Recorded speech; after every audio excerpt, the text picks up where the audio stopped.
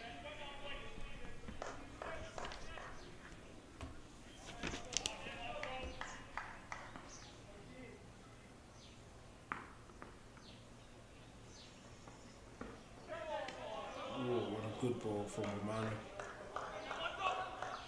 At the minute he gets onto that length where Ruckman can't go forward, he's literally in two minds. So again, that would be the ball that you got to try to get to him, because the minute he's allowed to free his arms, he's going to have a go at you, and he's very, very quick on the short ball. Romano just making sure that his fielders are aware of what's going to happen now. He's just pushed his backward, back deep square on the boundary, and your fine leg, and he balls a back of a lane outside of stump, allowing Vian to free his hands, who is not scared to go aerial route on the offside, even on the leg side.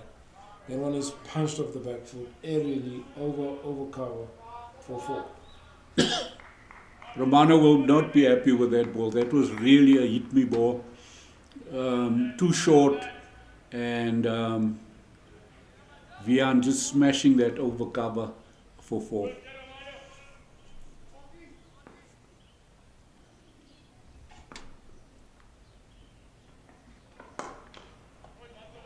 Good cricket from Vian.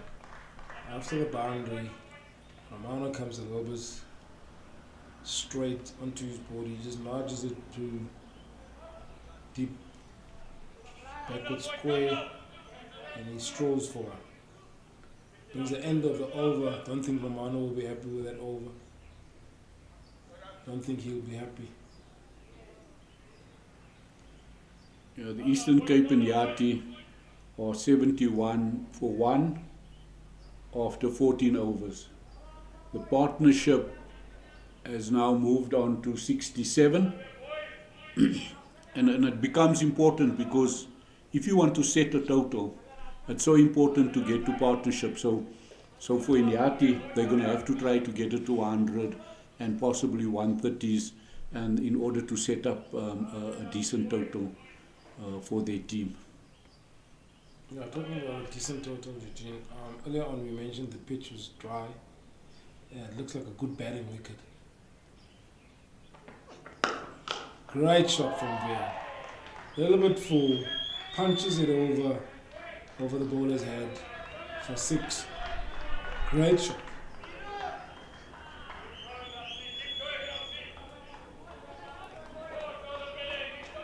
As I mentioned earlier, it looked like a good wicket to bat on. It will be interesting to see what is a good total on this wicket.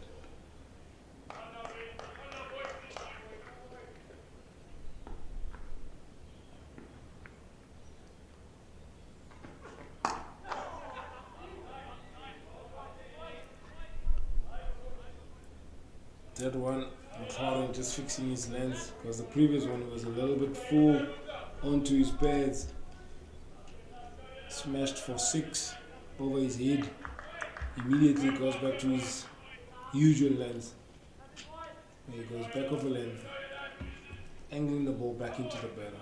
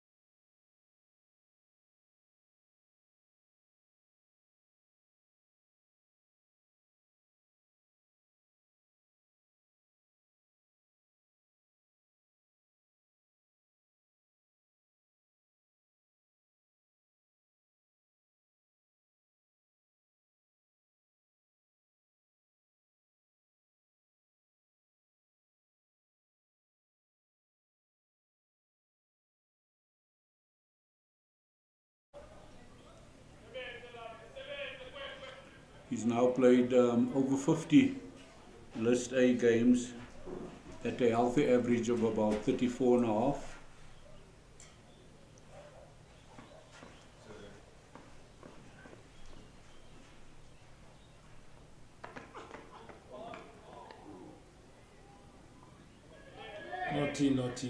Naughty from Rapele.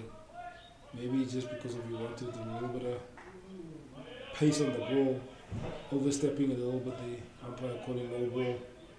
You could see with the energy on the ball that when it got to the keeper, that there was a lot of energy on the ball. But in doing that, stepping over the popping crease, and the umpire signaling a no ball. Yeah, Jason Iinyathi will be very happy now that he can actually get his innings off on a free hit.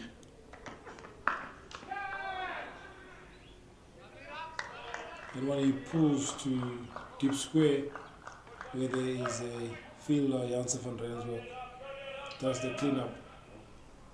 Only a single from the no ball.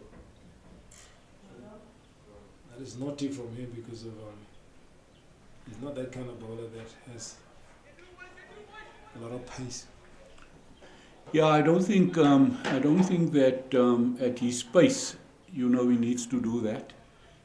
Because he's now given away 2 extras there. A bowled a wide and on a no ball, and he was lucky to get away with not being carted out of the stadium.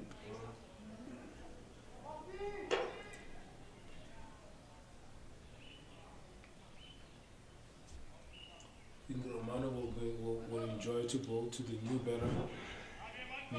Makes sure that he doesn't get off strike. Bowl as many dot balls to the new batter. Put him under pressure a little bit. Immediately gets outside edge, which ends up on third man, who does a good job of cleaning up, getting the ball back in as quickly as he can, only for a single.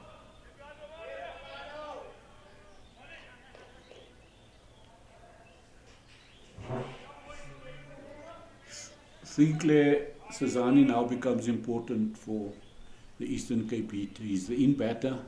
He needs to now stay in and again try to start a partnership with Jason Iinyathi.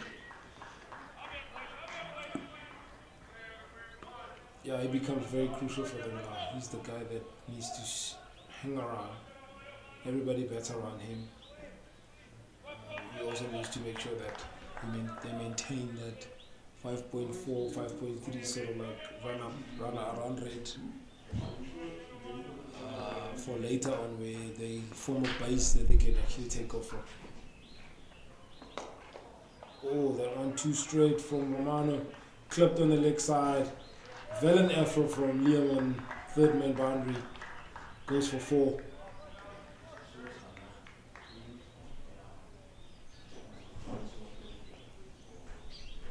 Not the kind of start you want when you're bowling to a new batter, Jason Iinyathi. You want to be tight, create a little bit of a pressure from the one side. But guys are making sure that Heat is making sure that he gets away so easily off strike.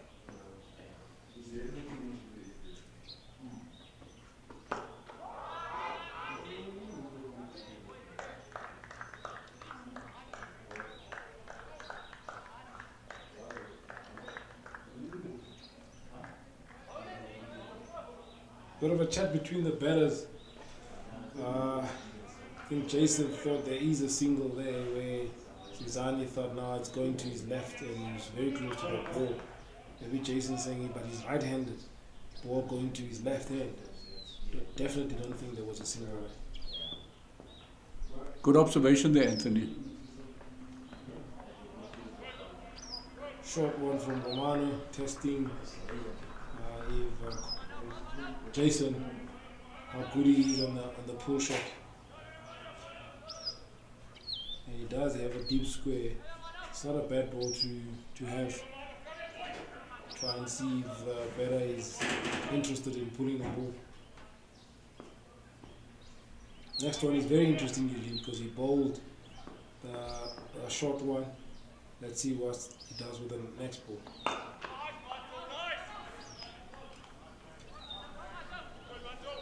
Bowls it back over length on the stumps. Jason just plays it back to the bowler. No runs, and the umpire calls over. The end of the 16th over. Iinyathi, Eastern Cape Iinyathi, 86 for 2. They're maintaining their run rate nice and constantly on 5.3, 5.4, and I think they're trying to set it up so that they could have a bit of a launch pad a little bit later on.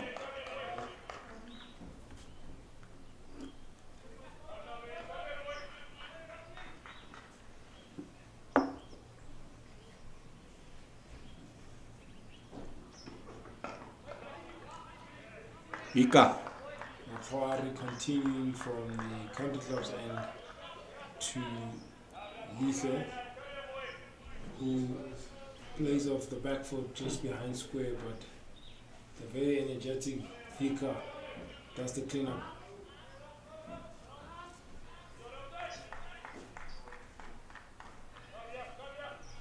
Nonele Ika, very energetic, and he literally controls that area.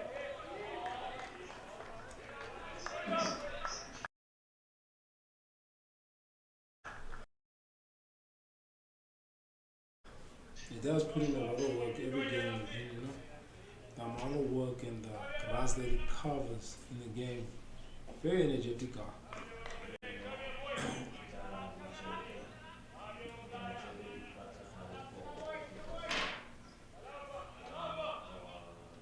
Macquarie continue from the country club's end to Sihle. I don't know, sort of like a leg stump Yorker, which Sihle just punches to straight to mid wicket to Romano. No runs. Yeah, you actually had to dig that one out. You know, it was a good Yorker onto his legs. And he literally had to just dig that one out into the mid-wicket area.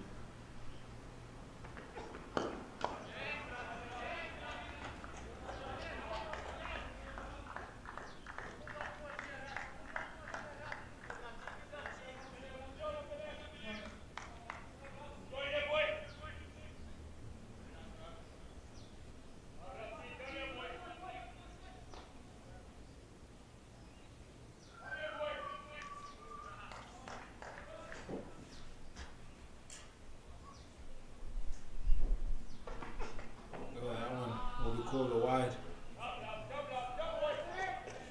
Yeah, again, he had such a good build up to this over. And now he bowls this one ball that he tries to go at a bit quicker and really trying to sling it in, and then it goes for a wide, which now again puts him under pressure for the next ball.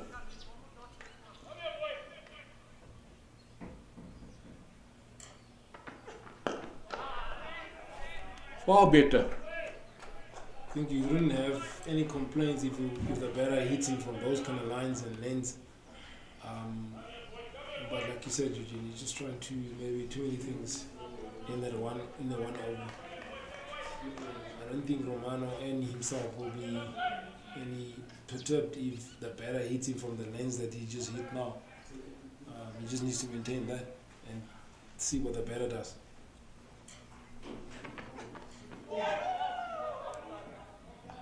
Great ball to end the over. Batsman beaten outside the off stump, very close to the bat, and a good over comes to an end.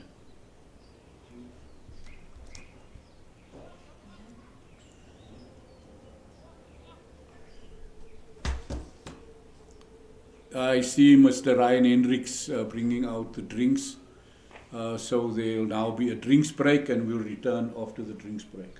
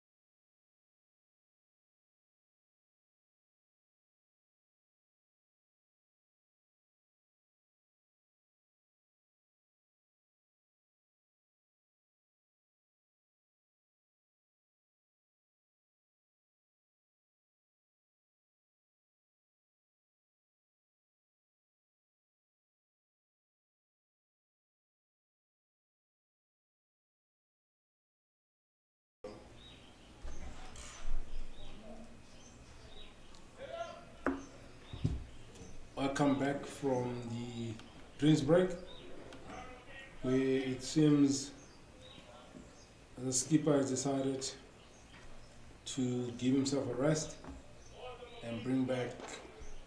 Actually, they have a spinner bowling from the commentaries and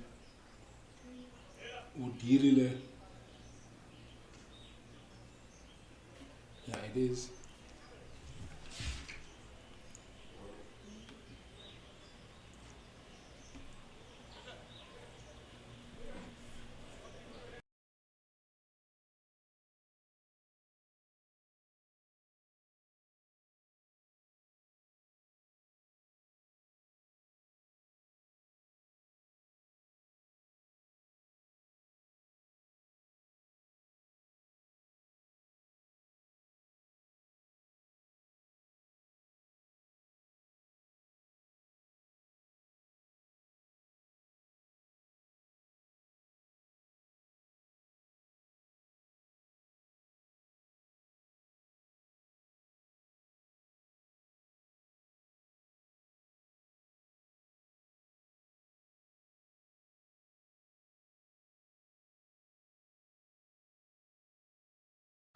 Still limping. Clearly, visibly, not comfortable. Looks like that left knee. Not comfortable with that left knee. It's very interesting, Eugene, because of now all of a sudden there's the knee that he lands on just before he can get into his bowling action. And you saw that first ball was a little bit short. Maybe that is brought about that landing knee. Immediately corrects his lens. Ball hit out onto the cover area, boundary area. As he's comfortably going back for the second one.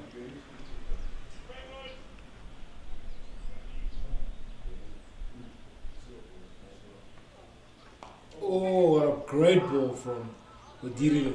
He's got a slip in, but that one is edged, goes past the keeper, going back for three. Great running from the Iinyathi players. Great running between the wickets.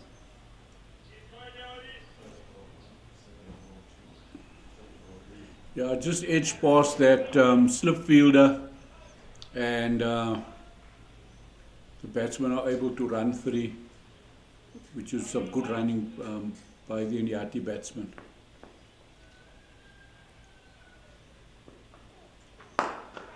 Now when he gives a little bit of a flight outside of, Jason punches down the ground for one.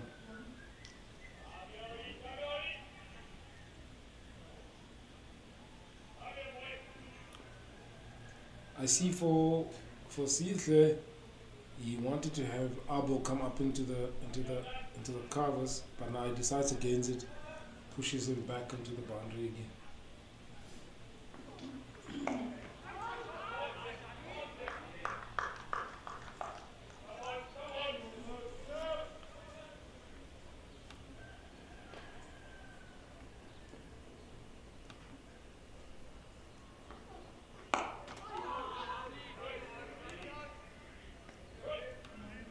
Another bat over from Udirile Madimkwani.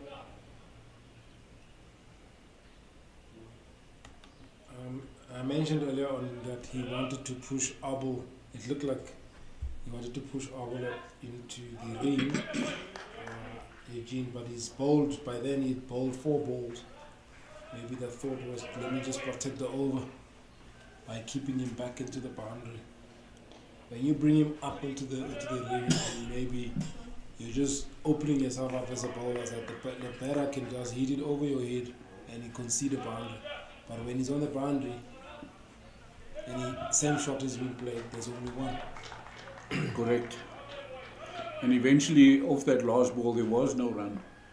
So it was like good thinking there from the bowler.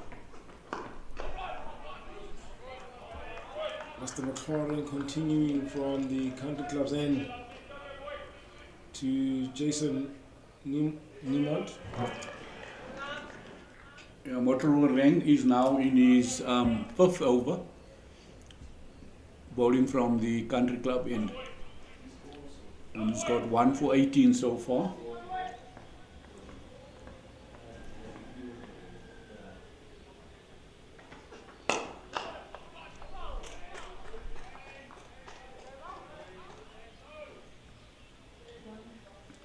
Just a punch into the covers from Niemand, directly to Liam Doherty. No run.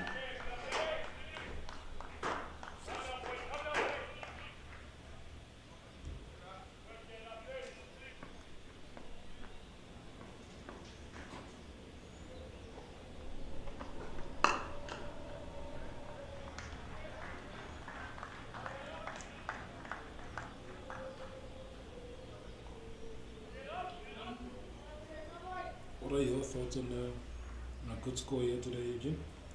I was trying to... Seeing that they're going at 5.1, 5.3, 5.4 in the 18th over, basically the 19th over. I was thinking about it during the drinks break, and I was thinking that at this pace they should get to 250, but I was thinking that it might be too little. They would most probably want more.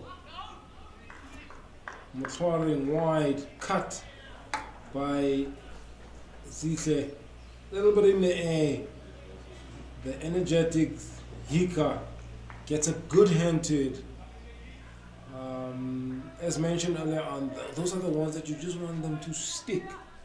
But it's a great fielding, from Hika. He dove to his left, nice and low, got to the ball, handed out the one his left to the ball, but that one just didn't stick.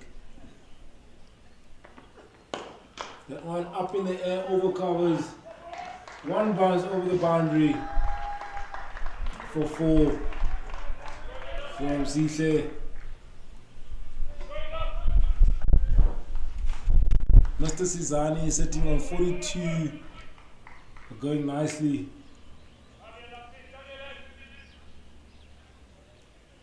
And from New Zealand, South Africa won New Zealand by 7 wickets. Connor Estes not out, and Deon Forrester not out on 16. So the first T20 won by South Africa in New Zealand.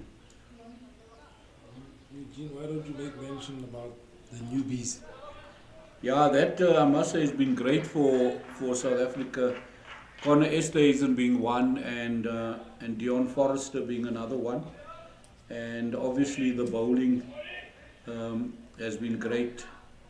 Ngaba Mokoena taking 3 wickets for 26, Otniel Bartman 2 for 22, and Keshav 2 for 25.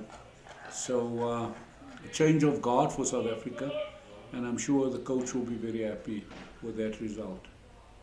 Yeah, I should be happy. And remembering these are the guys that knocked us out of the World Cup.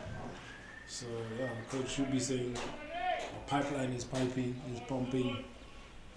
You guys are really knocking hard on that door. Mutimukwane to Lise.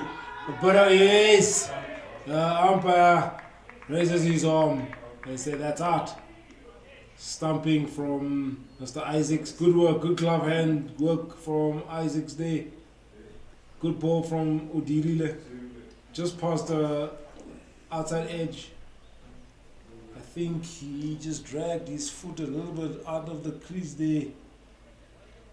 Tahir Isaacs absolutely convinced. Cezani not happy, saying that he's standing in his position. But let's just have a look at it again. Very difficult from this angle. Very difficult, but a better positioning from the umpire, standing square of the wicket. Yeah, that's the end of a very good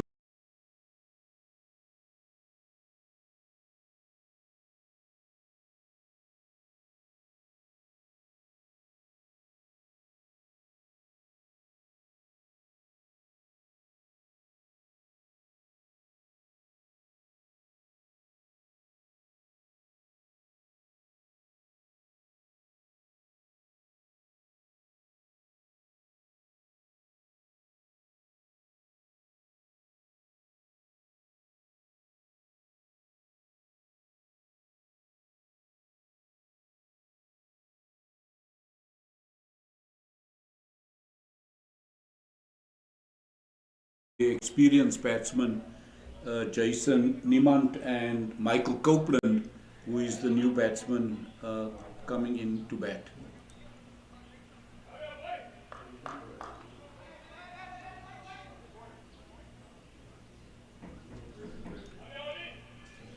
Copeland had a very good start to his cricket career, and played for Boland and the SA under 19s.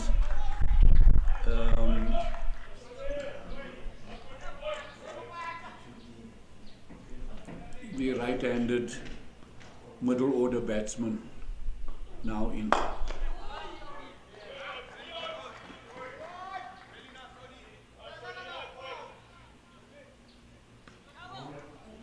Nice shot from Copeland to get off strike.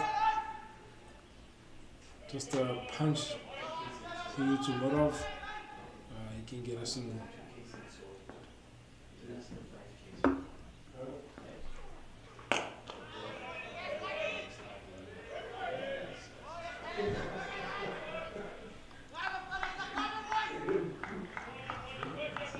Modibokani seems to be protecting his left leg, Anthony. Yeah, that's his left leg. I think it's that knee, Jim. He doesn't look happy with that or comfortable with that left knee.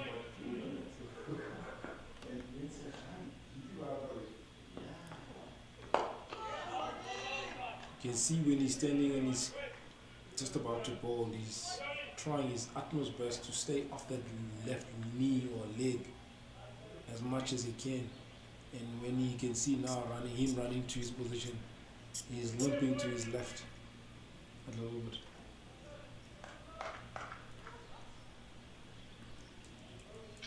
End of the 20th over, the Iinyathi 101 for 3 in 20 overs. I think Romano has just decided now he's going to bring himself back from the country club's end and see if he can now get another wicket or two from that end. This is the little interesting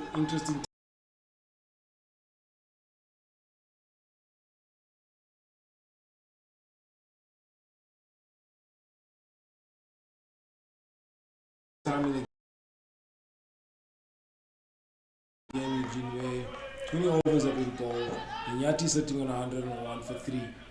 If the hits can now put on a little bit of pressure, get 2-3 wickets here, could be interesting.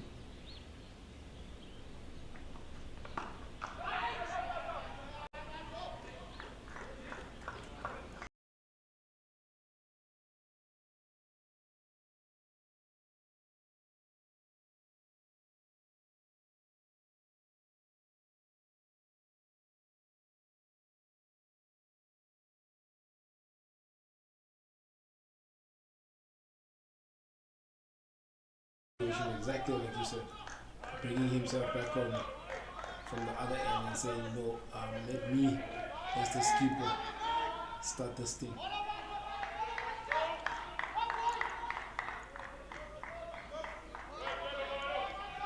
A lot of support from his fielders encouraging him. The actual the way the team is supporting them and clapping hands and screaming, it seems like we've got 1,000 people in the stadium. It tells you that the players are now reading what the skipper is trying to say, without even having to say to the team. And then immediately he just decides now he's going to come around the wicket to Copeland.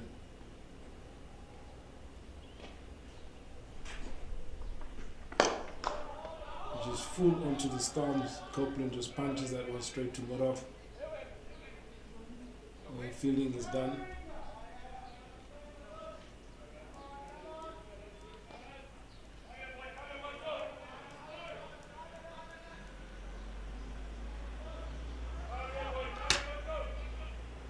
If you look at how the Iinyathi team is set up, Now he's not happy. He just decided now to come back over the wicket again. That is Romano. He's coming back over the wicket.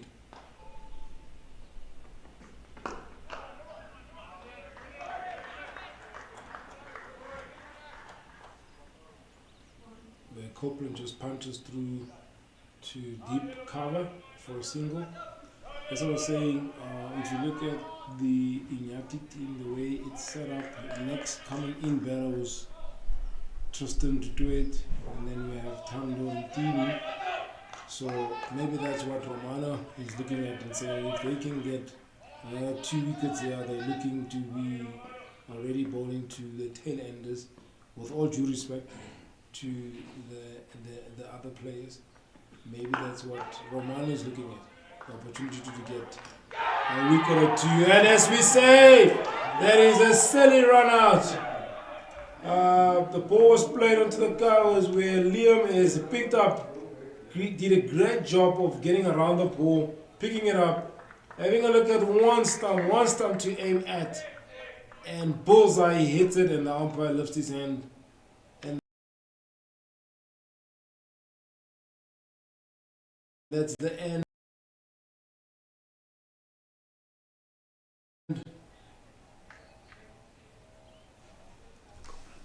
of Michael Copeland.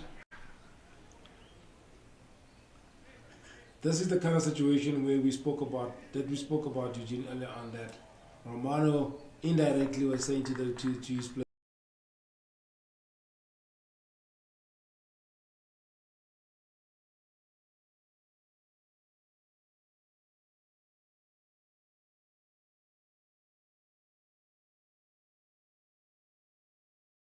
ground, and that brings the end of Michael Copeland, and he would be very disappointed for only scoring 2 runs off his 7 balls, because he's a much better cricketer than that.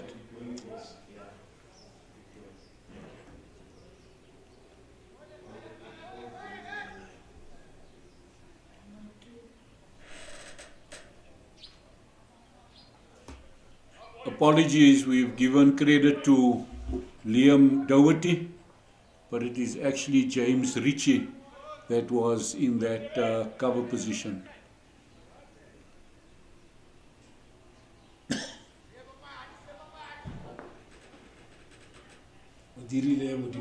to continue from the commentators end. I really think he's done well with that one knee. He's literally on one leg, Eugene. I think he's done well.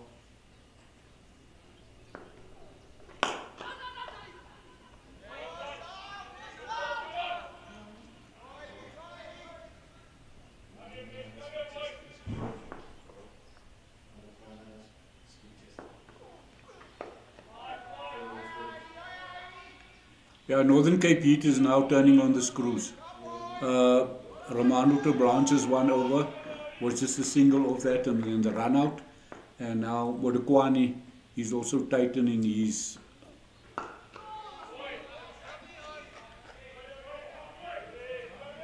And when these things happen, then something happens in the game. That's usually what happens. A couple of dot balls, a little bit of pressure, and something definitely happens in cricket when that happens. Unfortunately, with that one, he just overcorrect his lines. Bit of a half volley on the leg side. He just punches to Hika at deep mid wicket. A single is taken. The hits are really looking at tightening the screws here a little bit.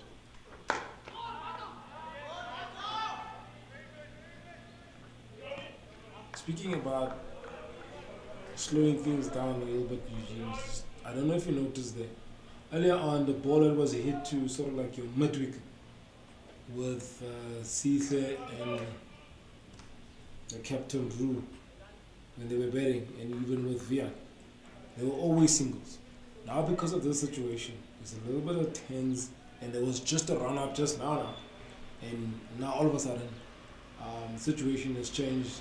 Guys don't want to take the risk of taking a single.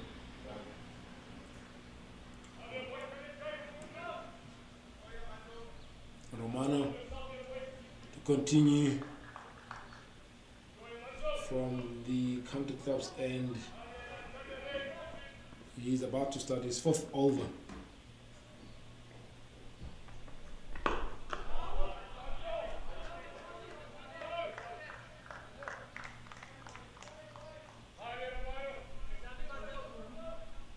For the Iinyathi, it's just a bit of a rebuild now. We're busy with the 23rd over. The batting run rate it's gone down a little bit to 4.7. Whereas earlier on we were saying at this point they would look to increase the run rate. Now, with those 2 wickets down that fell quickly one after each other, they tend to rebuild a little bit.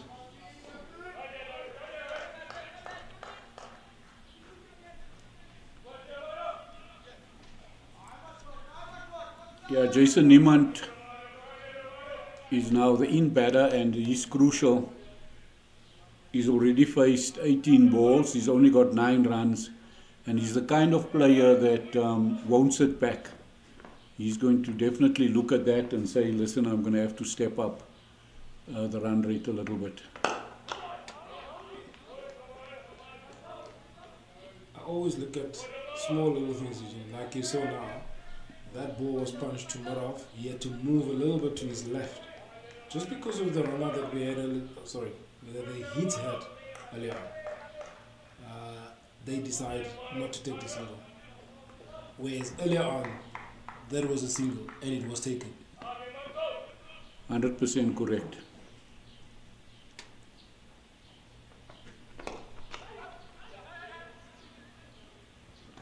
And a little bit fuller edged out to third man, where Abel does the cleanup. Only a single.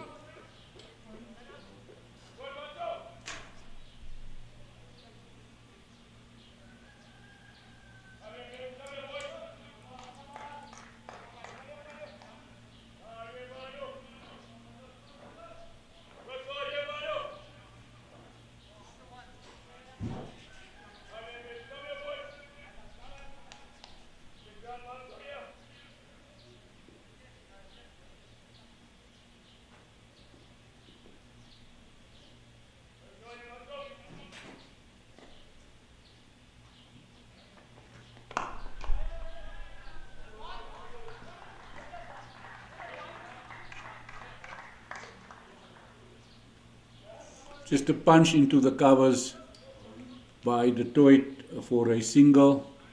Some good fielding by Liam Doherty. And the minute Jason Niemand comes on strike, Liam Doherty goes onto the fence in the cover region.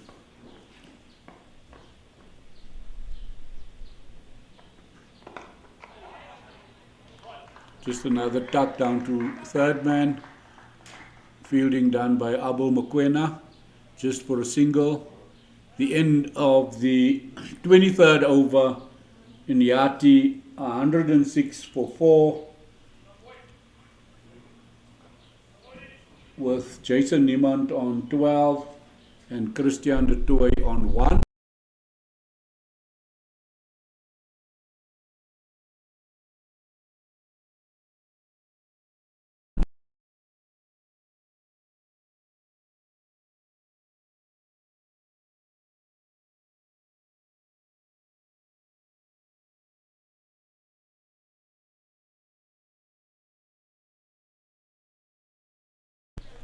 He's also done well.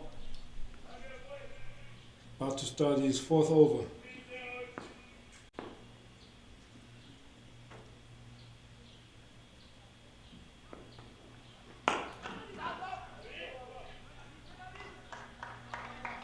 Just tucks down to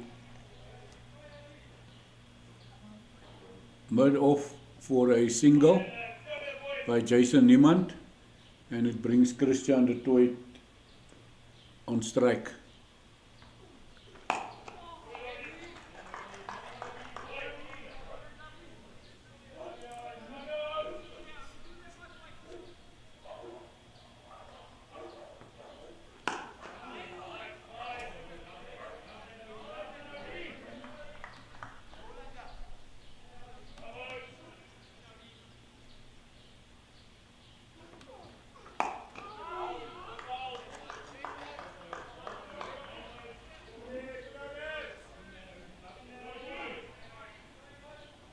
Quietly building pressure, quietly building pressure.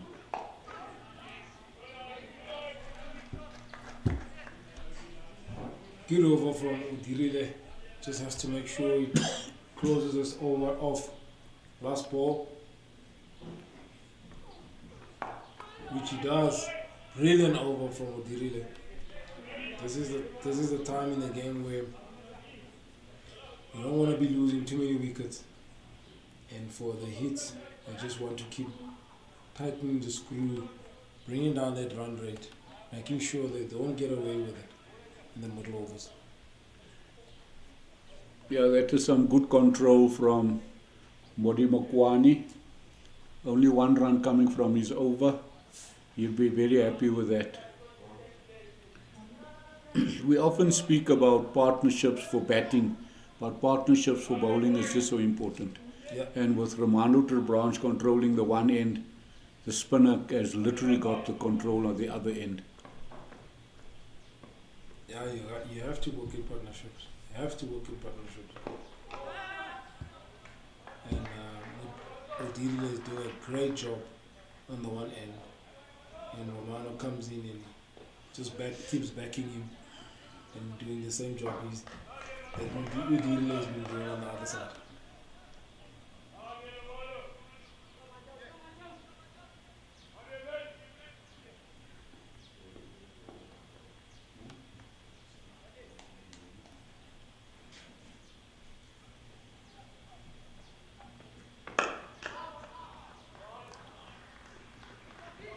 Punch by the toe into the covers, where it's cleaned up by Liam Doherty, only for a single.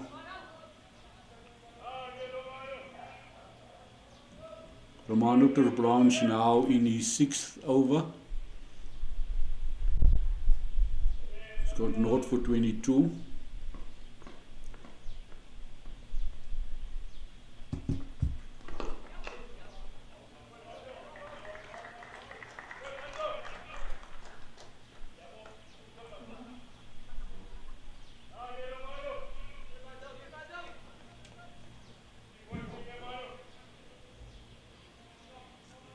Northern Cape Heat will definitely not be unhappy about the singles coming, as long as they can control the boundaries. Yeah, it's that period in the game where, as the Heats, you don't want too many boundaries. You want to control this sort of like little period. I won't worry too much about the singles. If this period there's too many single boundaries coming, definitely we'll be looking at 310, 290, somewhere around there. But now I think we're looking at 260, 270. They'll be happy with 260. If the Iinyathi could get to 260, they'd have also done very well. Oh, that one is short. So short that square leg umpires signals to the striking umpire as a wide and a signal of 1 for the over. That's a bad ball by Tom Branch. Really wouldn't have wanted to pitch it that short to go that high over the batsman's head. He now goes around the wicket again.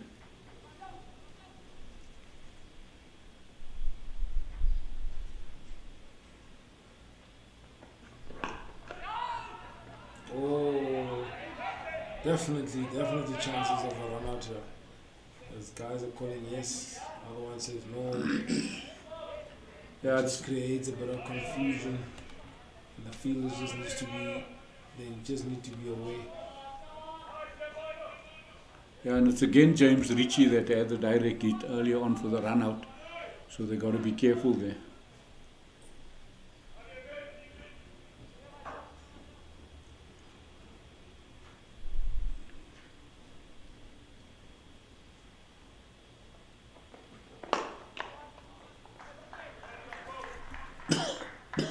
Drawn out to Dib's cover, where cleanup is done by Liam, brings the end to the over. Mr. Tablanche is now bowled 6 overs for 26 runs. He's done well. I'm not sure if he's going to continue from the other end. Maybe he would like to bring his opening pair back to see if they can try and stop this from developing into a good partnership for the Iinyathi.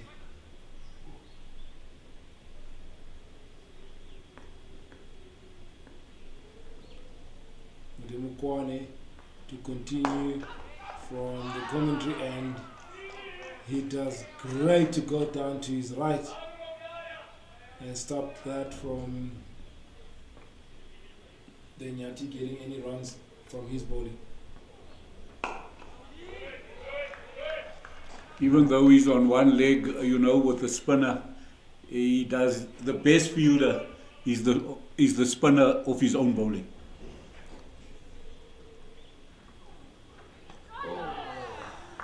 That one, he just floated outside off stump and ran away from the toy and beat him all hands up.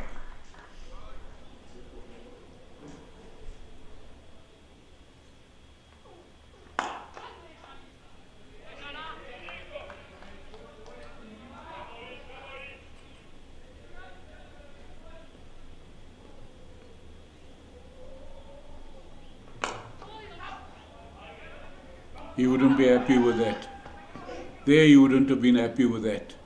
He would have really wanted to cut out that single, but it just seems as if Jason Niemand just got into his way and the toy gets a single. And also the movement is limited on because he had to move from the left foot to the right, to the right, and just because of the knees not that strong. Looks like it's heavily stripped.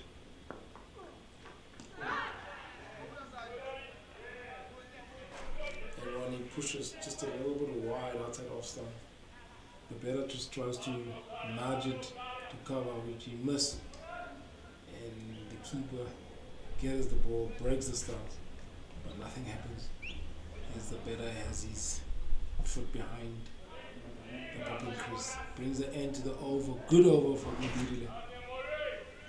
Yeah, only 1 run from it, and he's now bowled 5 overs, 1 for 11. He would be happy he'll be happy with that bowling spell thus far. Anthony, you spoke about in the over from Arno ter Blanche that it's time for them to make the change. So the opening bowler, Morne Venter, is back from the country club end and again straight onto his line and length. So he's obviously brought him now back because he needs to take wickets.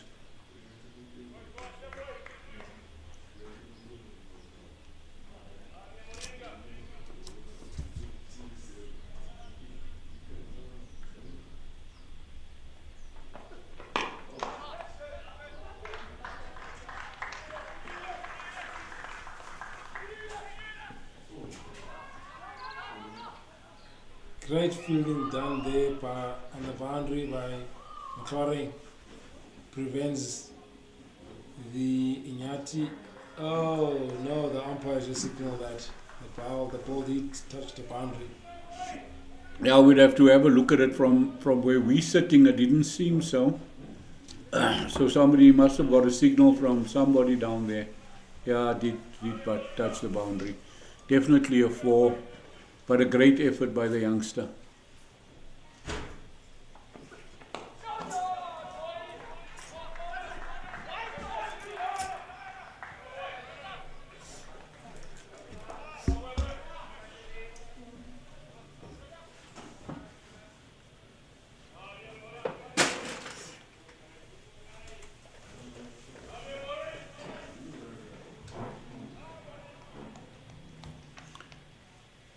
To me, it seems as if Jason Niemand is looking just to anchor the innings and for the toy to have a bit of a go. Yeah, one of them need to have a conversation. So listen, one of us will be the anchor.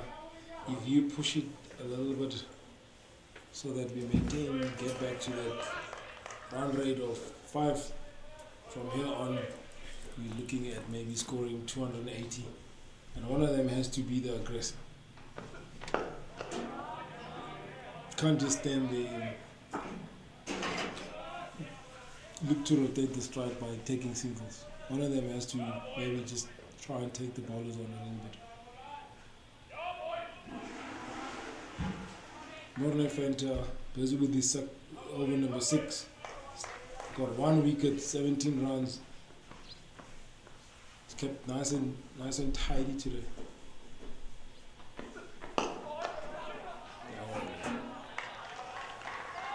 Yeah, they wouldn't be happy with that. James Ritchie positioned in that exact spot to save that shot, and it literally goes through him and runs off to the cover boundary for a 4, and Morne Venter actually showing his disgust, because that's the one thing that they didn't want was another 4 of that over. So that over's gone for 8, and Northern Cape Heat not happy.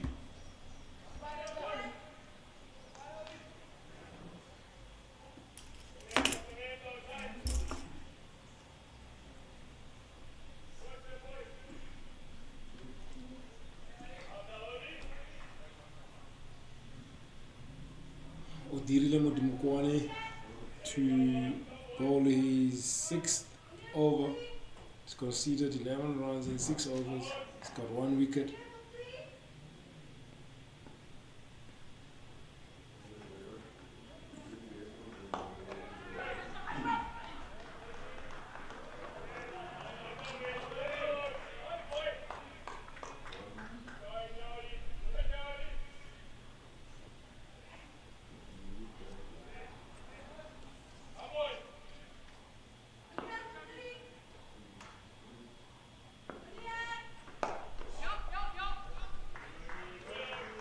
I'm not sure if it's just my observation, Eugene.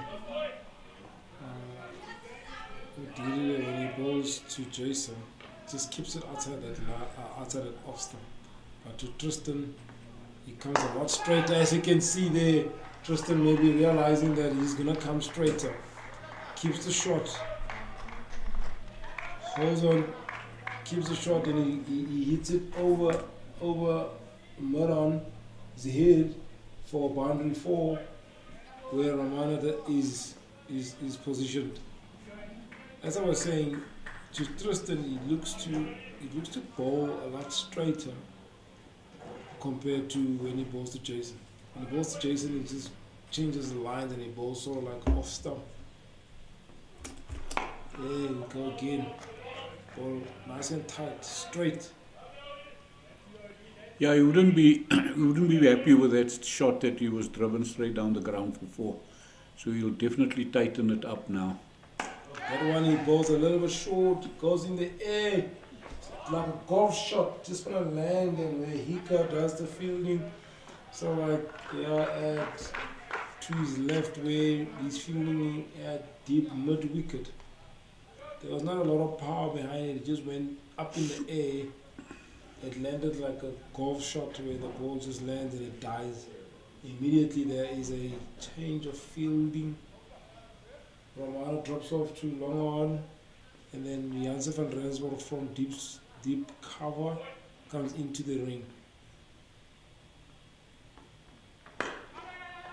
Bowls it a little bit flatter on the leg side, where it's punched to where Romano is.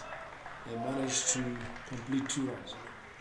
Had good cricket awareness from Christian de Tooy, because just the ball before then that happened, the branch came out onto the fence and he played it with soft hands into that same area and immediately set off for 2.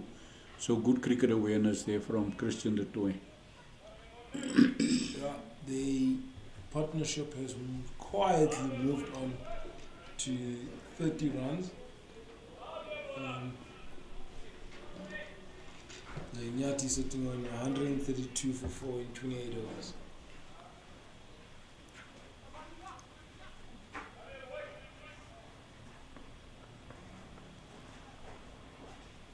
Morne Venter in from the country club end.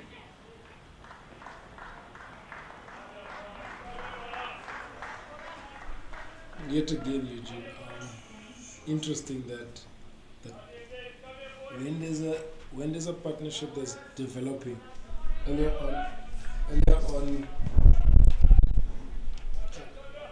on, those kind of singles, they were not taking those kind of singles. Now all of a sudden the ball is just straight to the fielder and looking to take the fielder on and the bowler on. As Morne bowls, and then that one is a little bit full and straight, manages to get underneath the ball, punches it over Mutwaring's head for boundary 4. Yeah, we now have the situation where you can clearly see that Jason Niemand is very comfortable to take the single to allow Christian de Tooy to go with the long handle and to hit some shots. That was a great shot from him for 4. Yeah, he tries. Next ball, he tries to repeat what he did earlier on. This one is a little bit straighter. Plays across the line. And Morne castles him. Another wicket for the hit, which stifles just the Iinyathi a little bit. Every time they get a momentum going and the partnership going, they lose a wicket. He hit the middle stump, and it's a dream for any fast bowler to see the middle stump cartling, going across the line and trying to heave that over mid-wicket, but gets bowled clean. And that's the end of Morne Venter for 30. The partnership between Jason Niemand and Christopher de Tooy was 35 runs or 46 balls with 4 fours and no sixes.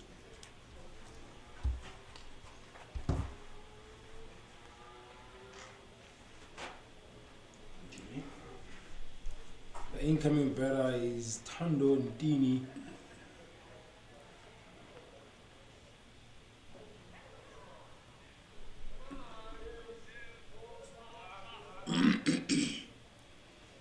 Yeah, the left-hander Thando Ntini coming in now.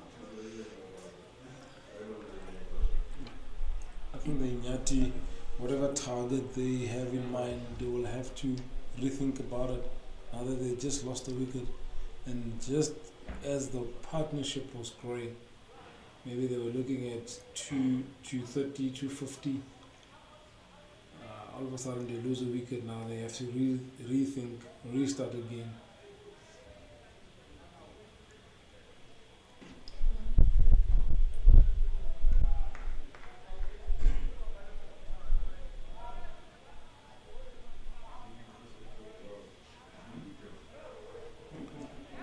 Experienced young man, Thando Ntini.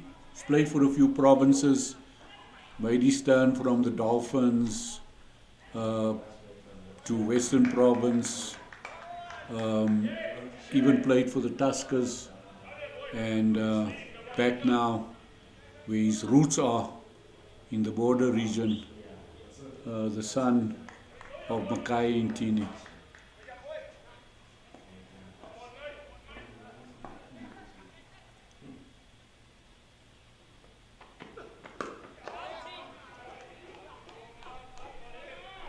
Very interesting that he comes across, Thando comes across as a very calm guy. Doesn't say much compared to his dad, Makai, who, if Makai was here, you would have already heard him, that Makai is in Kimberley. He's got a higher score already of 49 in this format, so he definitely can hold a bat. There's no doubt that he can bat. Iinyathi would want him to repeat that kind of batting again here today, Eugene, so that they can actually look at posting a comfortable total where the bowlers can come in and feel like they can bowl to that and defend that total.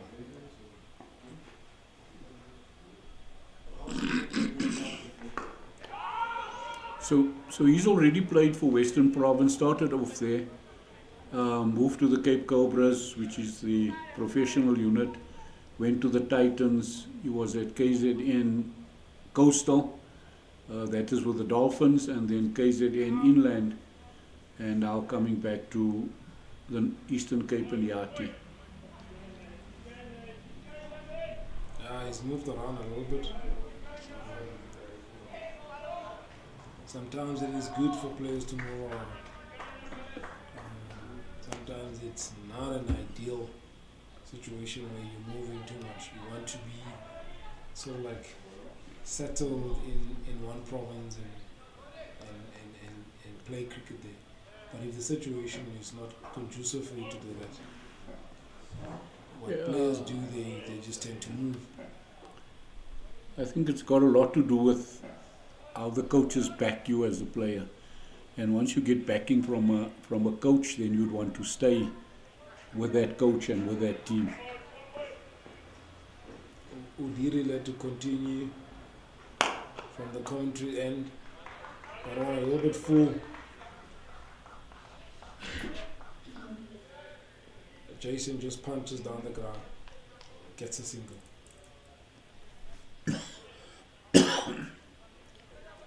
Yeah, he's into his 7th over now, and I'm sure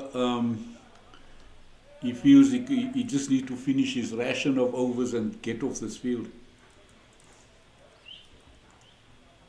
He would want to finish his 10, Eugene, and maybe get off the field, get somebody on that's a little bit quicker, agile into the field.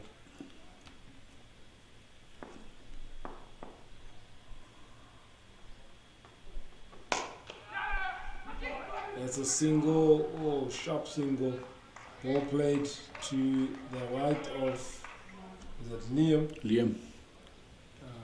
If you get at that ball cleanly and had a shot at the stumps, maybe created a run out, because it was very, very tight single.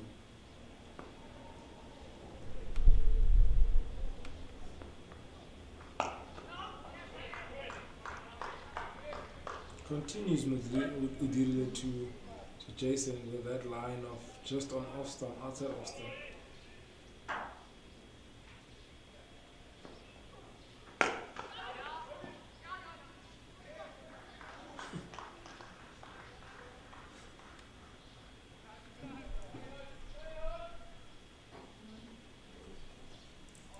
Yeah, Masai Modukani is showing a clear sign that he's very, very uncomfortable.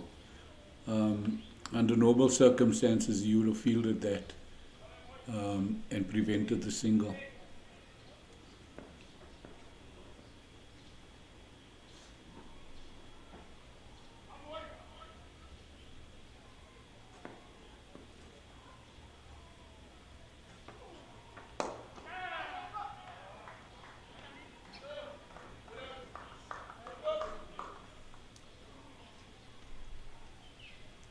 Stays around, the Guerrilla stays around even to the left-hander in Tini. Just drifts onto the pads. Tini punches that one to deep mid-wicket for a single.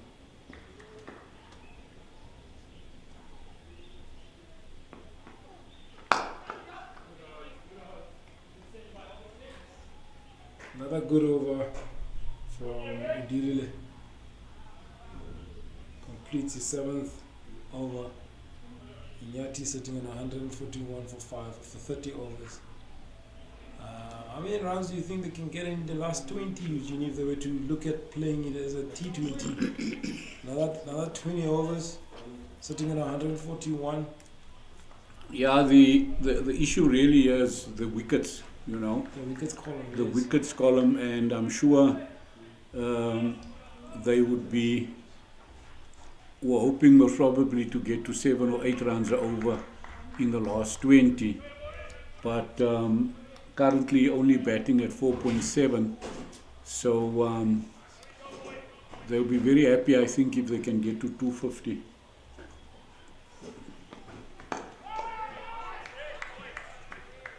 Morne continuing from the country clubs and currently bowling to Thando Mdini.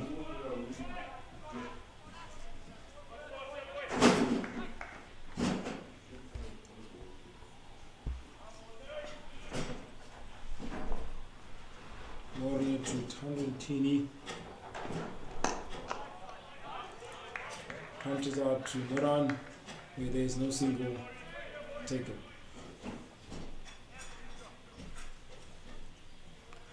I think there was a bit of excitement there from Morné Venter because there was a bit of a gap between bat and pad, and he really was hoping to get through that gap, but Ntini playing it wide away from his body into the mid-on area.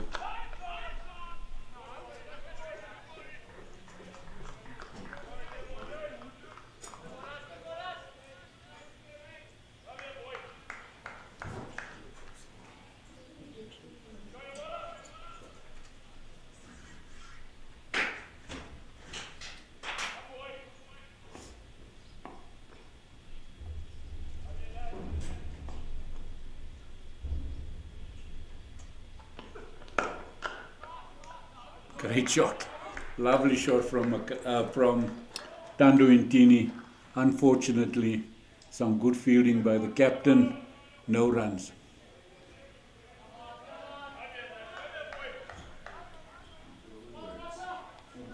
Romano moving swiftly to his left there to create, to stop that single or that boundary actually. Stopping that boundary from Ntini. And a great shot from the left hander.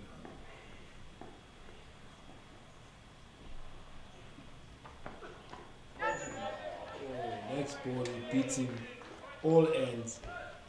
Kaya goes, Thando goes forward.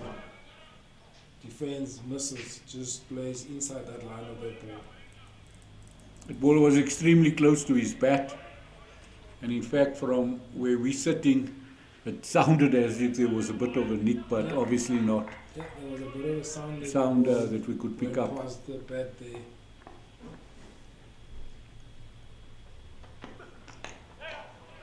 This one enlarges to third man, cruises for a single. Decent over for Morné. Everybody's happy. Don't think the keeper will be or perturbed. They have a little chat between Romano and the bowler. Don't know if maybe he's asking him if he's strong enough to take another one. There's only one run off that last Venter over, and so obviously the Heat still maintaining their control. Yeah, I got a funny feeling that Modekani would want to finish his allotted 10 overs and rather bowl it on the trot because of the little niggle or injury that he's carrying. Yeah. Mukwani continuing from the commentaries and to Thando Mdini, to the left-hander. You would think he wants to drift the ball across him and bring it back into him. At the moment, he's just bowled dead straight onto the stumps. When Mdini plays the ball back to the bowler.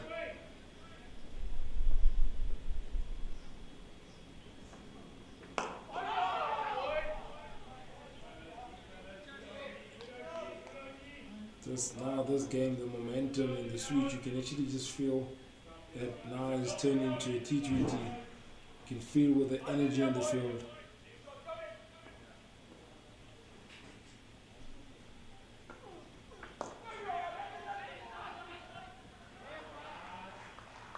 That one nudged to short third man, fine leg, fine short, fine leg for a single for Mdini.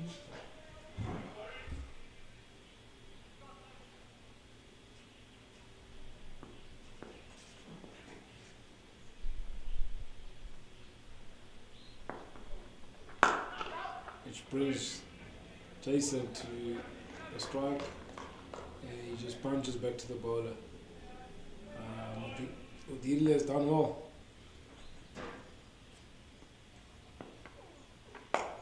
Kept it nice and tidy. And that brings Udirile's 8th over.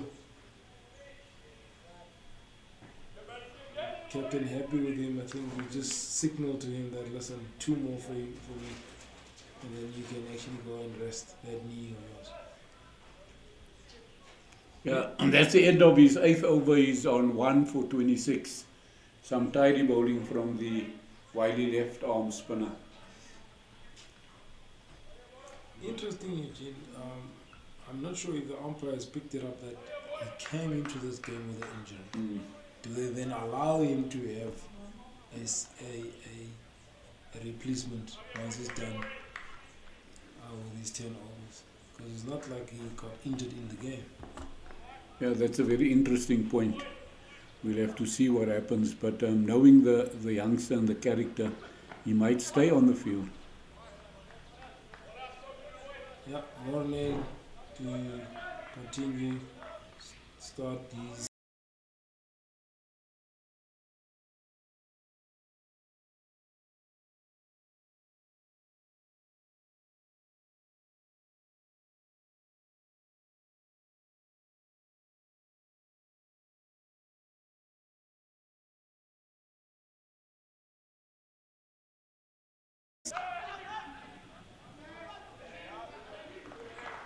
Good work there from Hika at backward point to get a hand to it. Just to stop that boundary. Definitely if that ball went past, there would have been a boundary. Got the good part of his hand behind the ball to stop that boundary, but could not prevent a single from.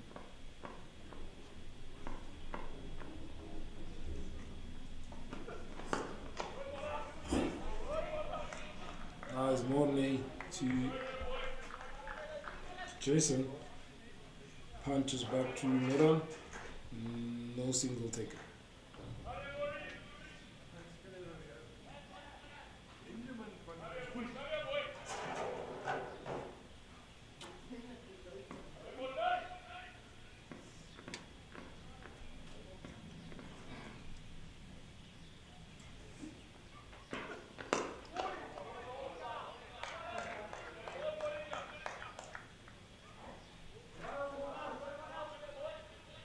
That one, I think Mornay just asking about it. Did you see that is I think he bowled off cutting.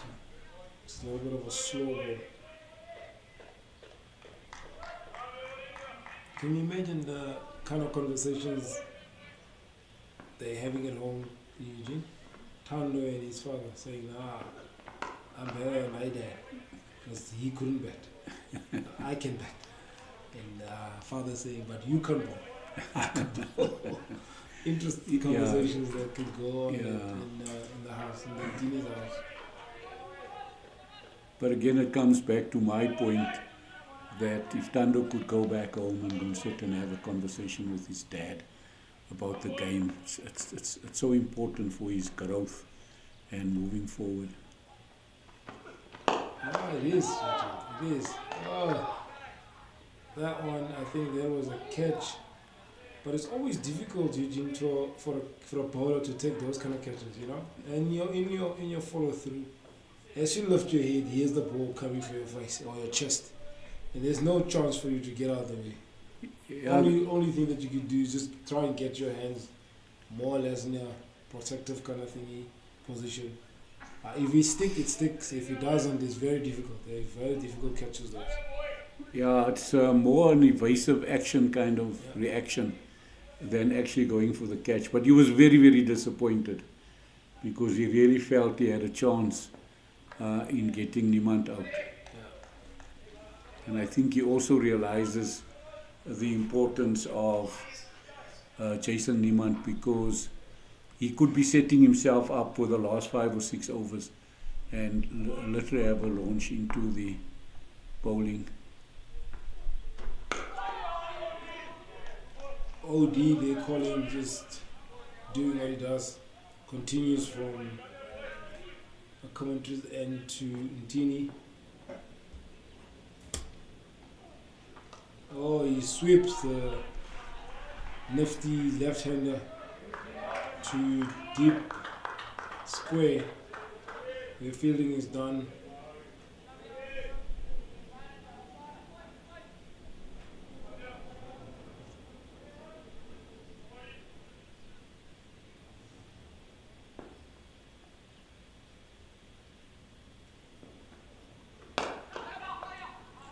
Oh, great shot. Great shot from Jason.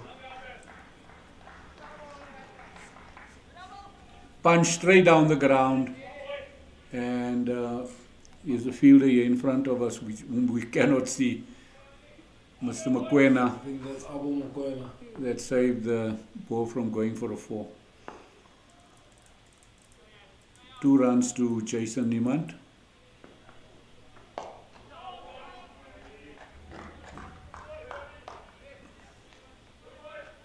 I think that straight test on like lines to Jason.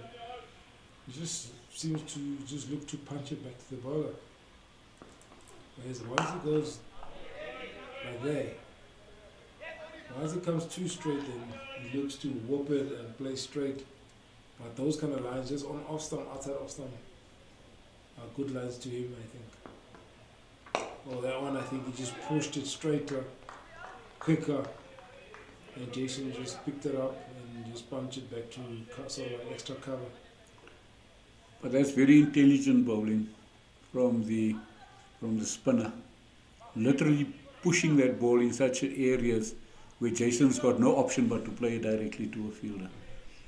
And he's now completed his 9 overs.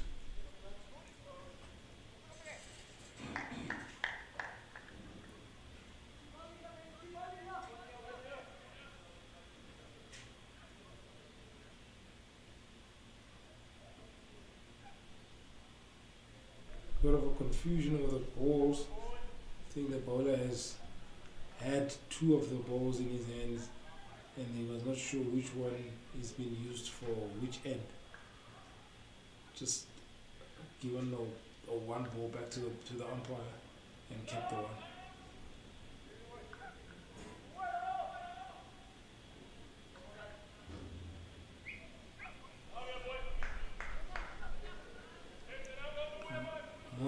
Morne to continue to Iinyathi.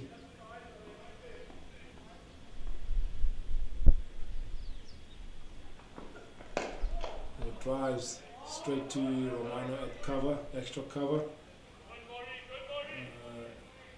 No runs taken.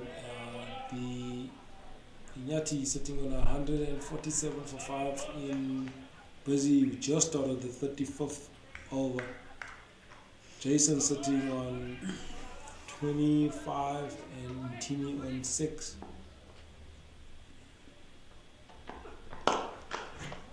Great shot from the left-hander. As you mentioned, Eugene, earlier on, that he can bat a little bit. He can hold the bat. That one just outside off stump, a little bit full, extends the arm, leans into it, crashes it over for boundary 4, straight back past the bowler. Yeah, lovely straight drive from Thando Iinyathi. Yeah, that just proves the point that he can bat, and you could also see that he's very confident. Even with his defensive shots, you can see that he can play.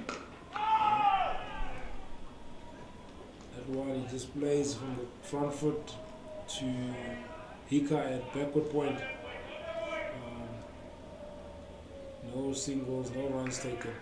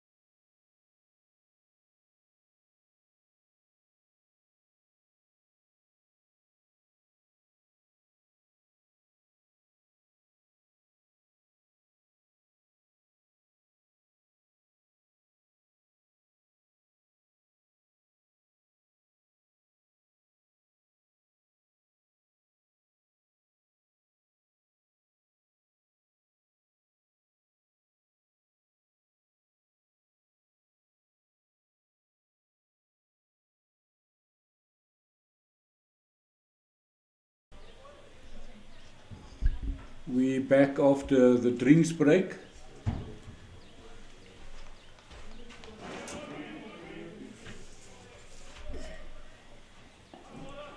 And after that massive 6, it is Monefenta to Tando Intini.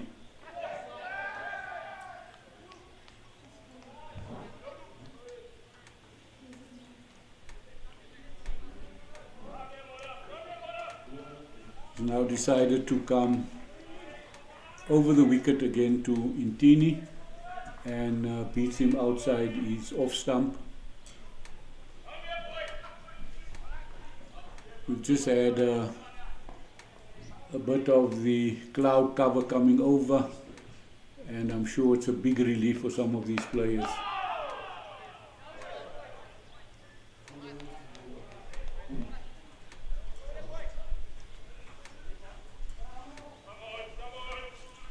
End of the 35th over, Iinyathi 157 for 5.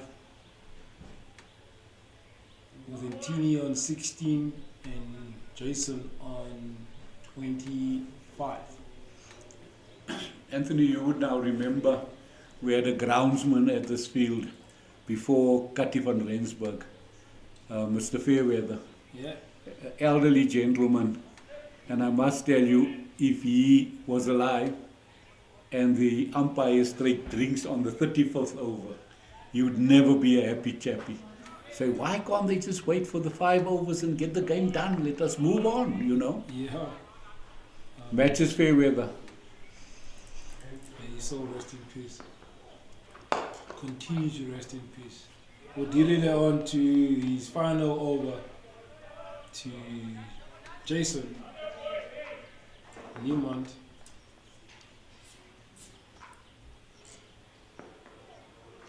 Oh, that one I think he just pushed it a little bit quicker than what Jason expected.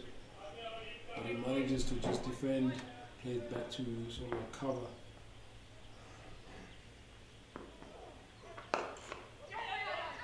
And they're going to take a sneaky single. Oh, Tando dives, loses his bet, but he makes his ground in time. That was a tight single there they'd taken. Yeah, very tight, and I always again question the value of a tight single versus losing a wicket, because you lose momentum, and it's James Ritchie again with some very, very sharp fielding and really putting Tando Intini. Does not look comfortable. I think he dove, landed on his palm or the wrist. He did signal to the dressing room, but I don't think anything too serious. Yeah, definitely something he's not happy with his right wrist. I think what happened is the bat actually got stuck into the ground, and that made him fall. Oh, yeah. Just have a look at it again.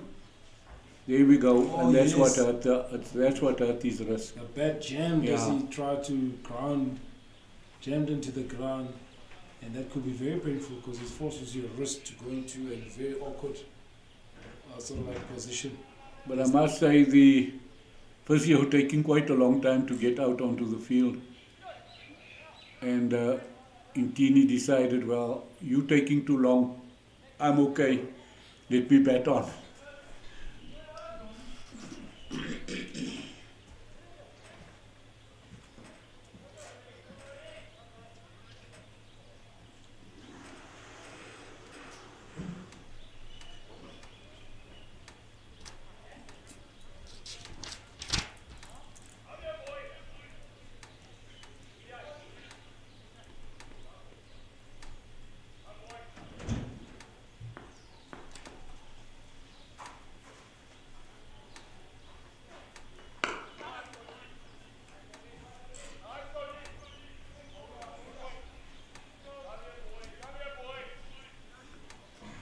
Murikani back onto his line and length again.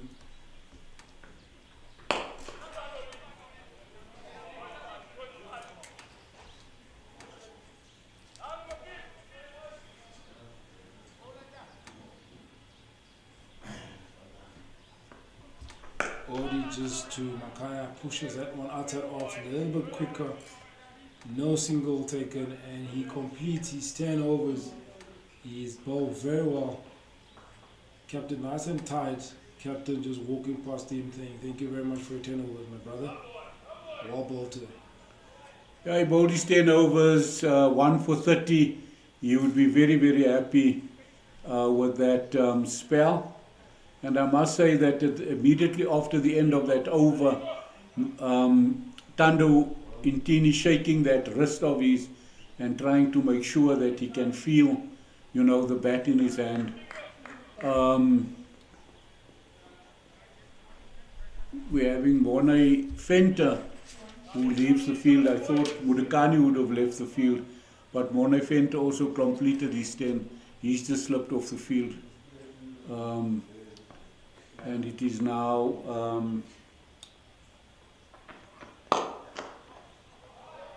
Shaw Prinsloo to Jason Niemand, and he thrashes him over his head for a brutal fall. I think with a change of field, Eugene, it actually just concurs with what the conversation we had earlier on. Morne did not come to this game with an injury, whereas Odirile came with an injury, and that allows him, Fenter, to go off the field. But unfortunately for him, Odirile cannot be afforded that. The replacement fielder is Kumalo. He's come onto the field for Morne Venter. 100% to your point. We really thought that because Murakani had this clear discomfort that he might sneak off, but it looks like he's going to brave. He's that kind of character also, Anthony. Yeah. He'll brave the last couple of overs. Kudos to the umpires for picking that one up.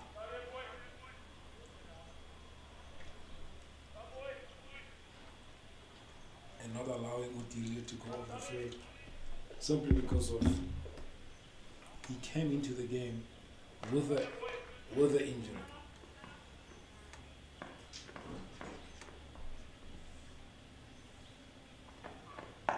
That one a little bit short. There's a fielder out there, Janssen van Rensburg, and he does well to take the catch.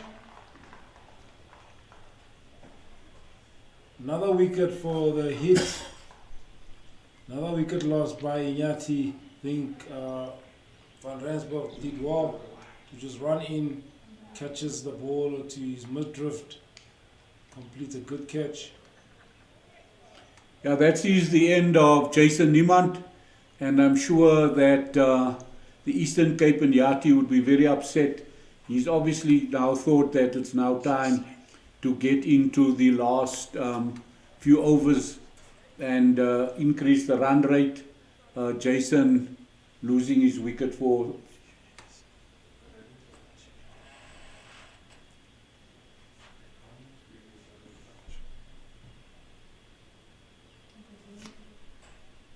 Jason Niemand going for 30 or 52 balls.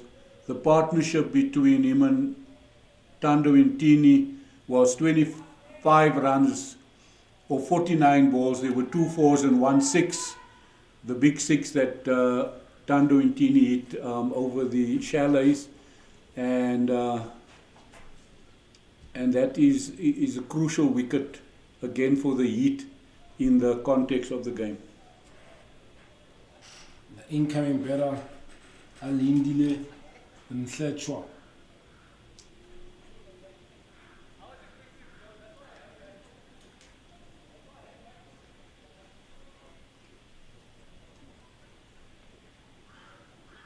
As Alindile comes onto the field, the first is just got enough time just to have a look at that wrist of Thando. He's still busy, just making sure that he's more comfortable at the crease with that wrist. I think a little bit of a strapping on the wrist, and Thando is happy. Just busy getting his protective gear on and continue with the game.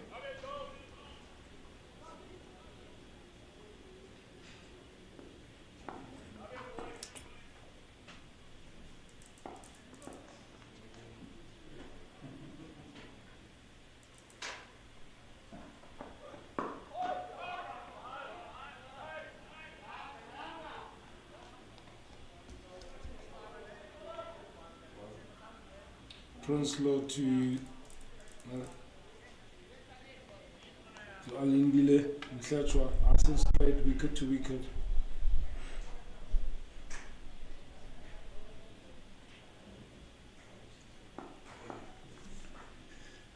It again becomes important for Eastern Cape and Iinyathi to bat through their overs and not get bowled out.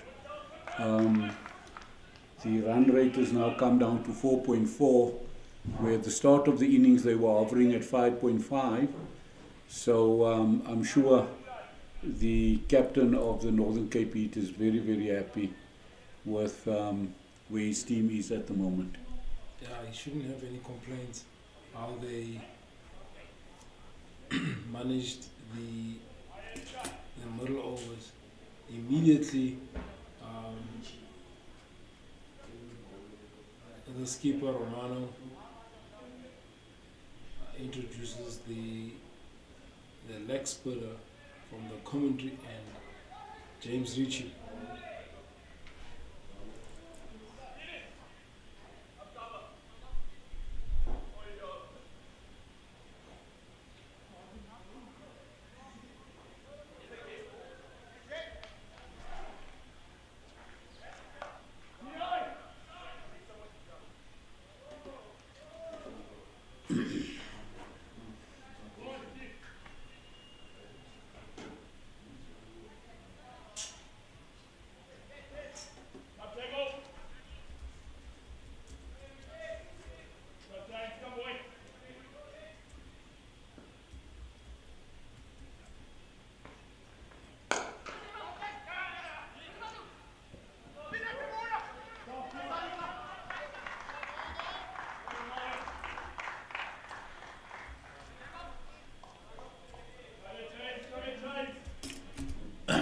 A fairly young career for James Ritchie, leg spinner, hails from the border region.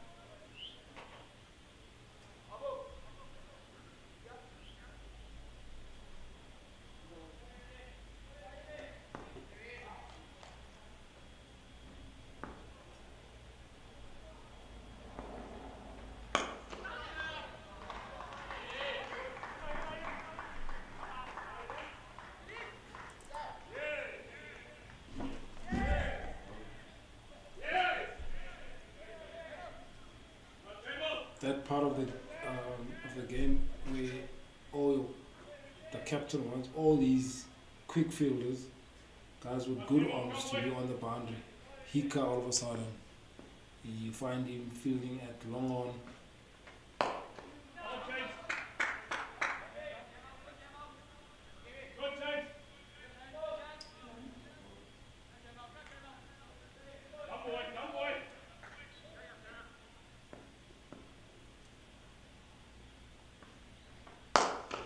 Got a full toss, and straight down the ground for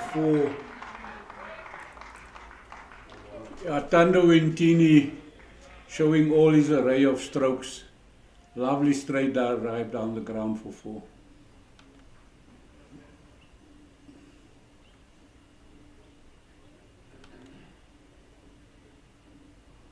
James Ritchie would not be happy with himself. Bowling that kind of ball on the last ball of the over, where you would want to finish the over, maybe concede a single or a dot ball, and he bowls such a ball where Iinyathi just punches it down the ground. Yeah, 10 runs off that over of James Ritchie, so we wouldn't be happy with that.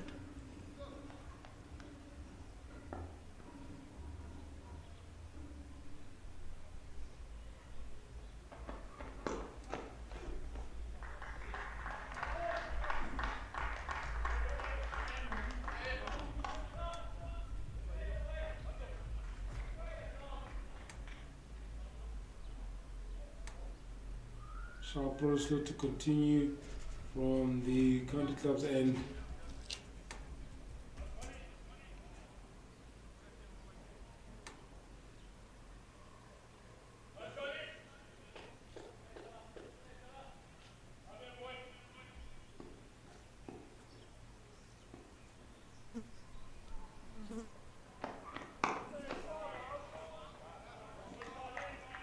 That one to tumble just seemed as if he put a lot of effort into the ball. He turned it back the way to give him a bit of space, maybe to look to hit over Motwari. There's a bit of a change on the field. The fine leg has been caught up into the ring, and Orapiling just pushed back into the boundary. No off boundary. With this kind of field, I don't want to be going 2-4. Wants to be hitting the back of a length area. Wants to be hitting the back of a length area because based on the field that he has.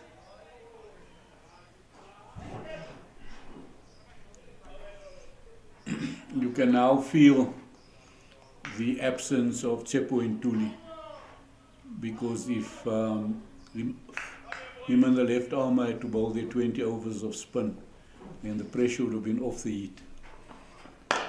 Tando opens up his shoulders, gets underneath the ball a little bit, doesn't really connect it nicely, hits in the air over.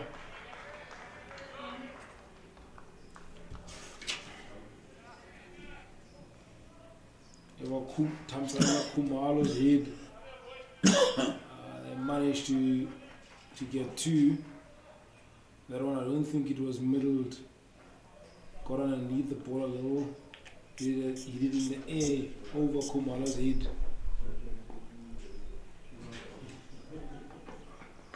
This one he edges onto the offside.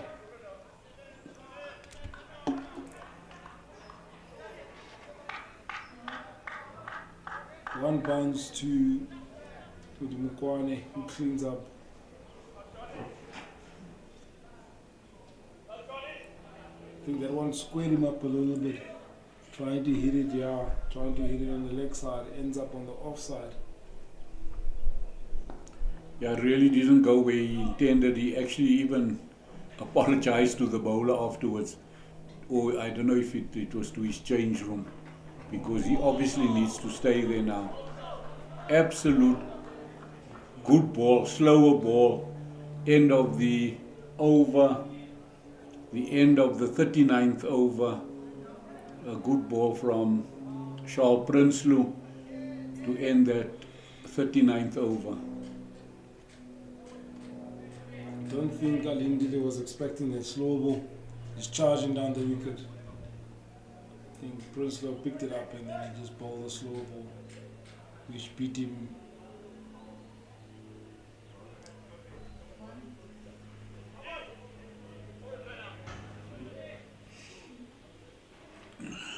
The Kimberley over still have those old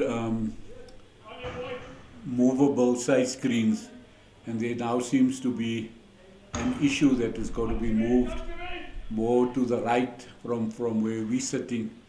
And again, strange for me, Anthony, that we literally in the 40th over, and now the batsmen all of a sudden have an issue with it. I don't know, is it more the umpires or the batsmen?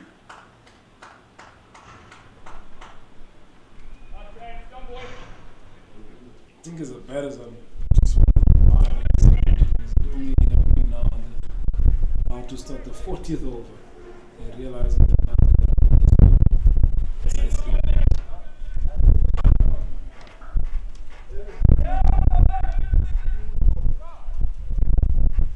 Yeah, I was just informed that they're moving the side screen here below us as well.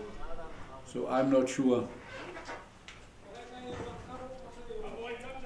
Trying to just have a look here.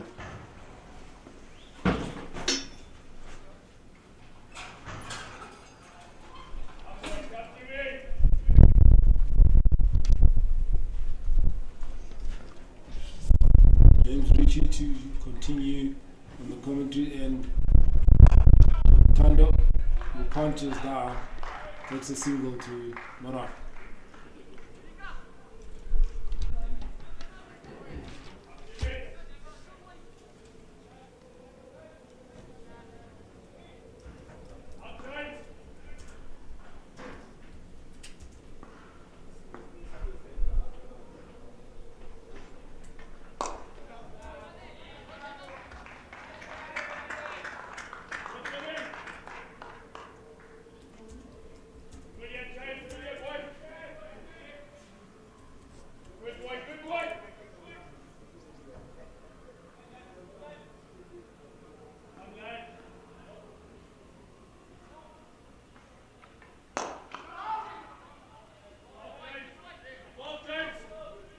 Iinyathi very disappointed that he didn't pierce the gap in the mid-wicket area. He hit it straight to the fielder for no run.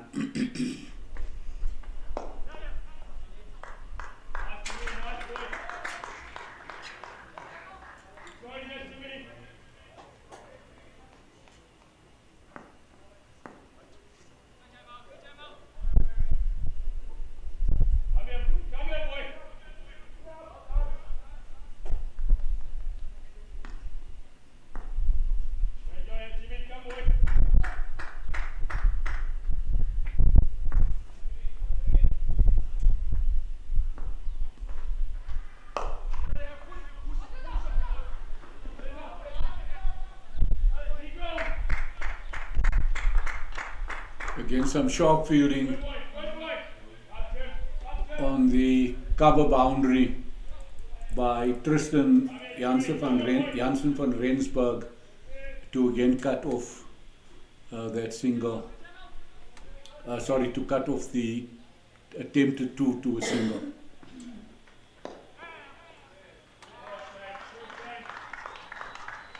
Some good batting from Tando Iinyathi, just tucking it off his hip for a single, and it brings the end of the. We now completed 40 overs, and Eastern Cape Iinyathi is 181 for 6 after 40, and eventually the umpires and the batters are now happy with the side screen.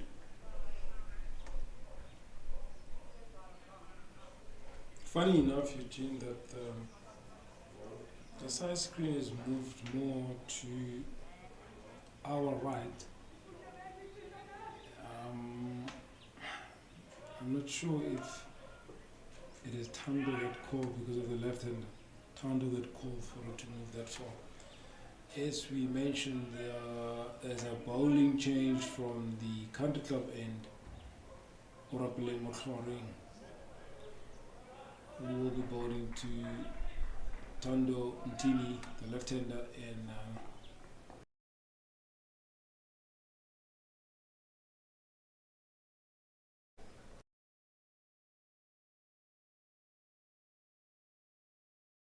Alindile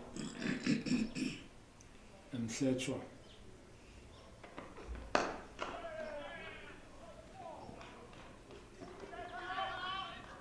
That one is punched by Tando to sort of like extra cover, where Romano does the fielding, gets a good hand to it. It's only a single that was taken.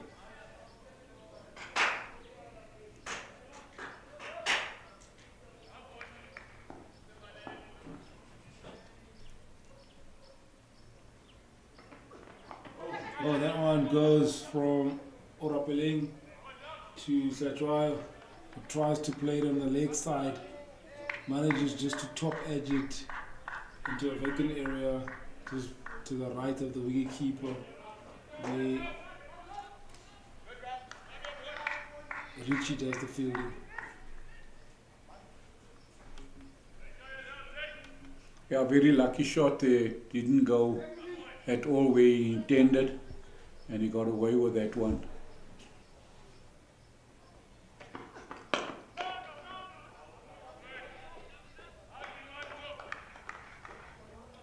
Tando punches back to Romano at extra cover. Just think he had a look into the leg side. Eugene Tando, there he has a look again. Maybe just looking to play onto the leg side.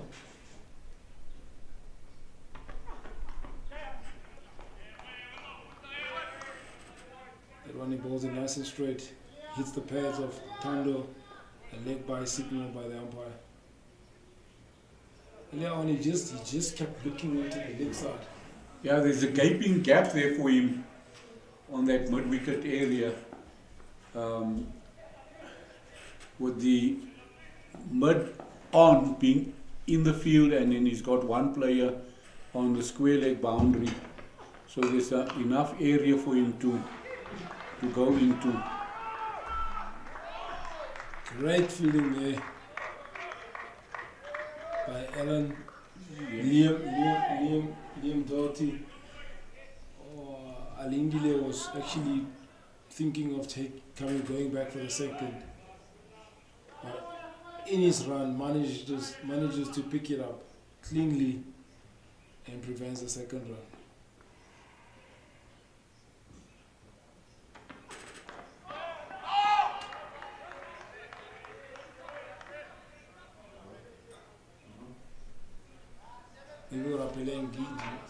Notice that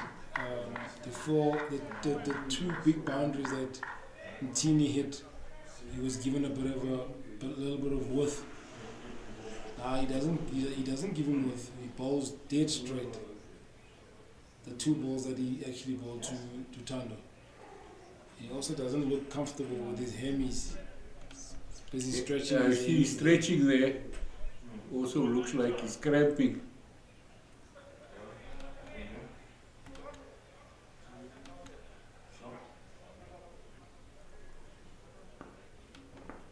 Still continues stretching, and James Ritchie continuing from the commentary's end. I think James to the lefty, he's kept it dead straight compared to the right hander as he gives him width and he crushes it through past Fenta at extra cover. For 4. A lovely shot through the covers, hitting the leg spinner on the full and piercing the field for a 4. Next one he goes at full. He punches it to long off for a single.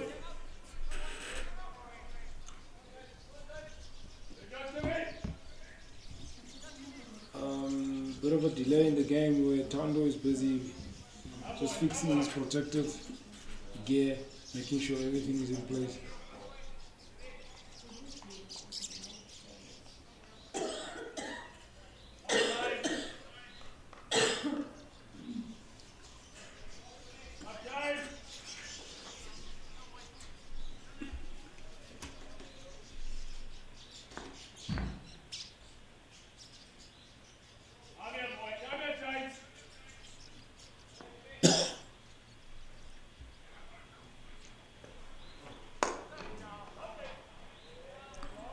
James Ritchie very lucky to get away with that one. I'm sure Tando Ntini wanted to smack that one onto the embankment.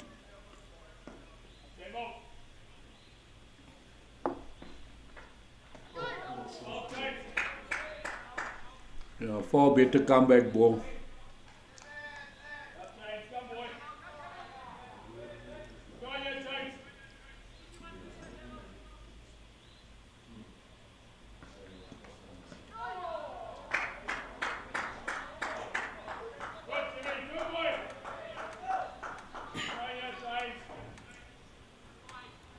I think Thunder would prefer to face the seamers more.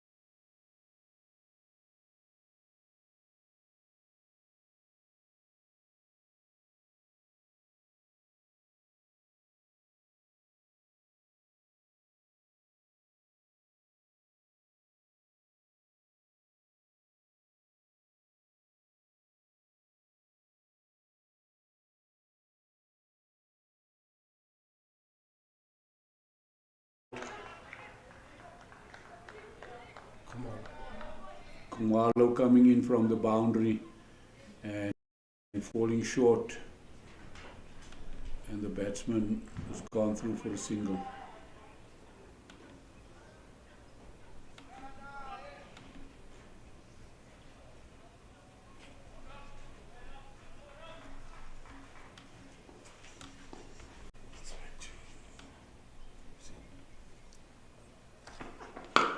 Oh, Thunder just opens the shoulders and he hits it over the scorers for a massive six.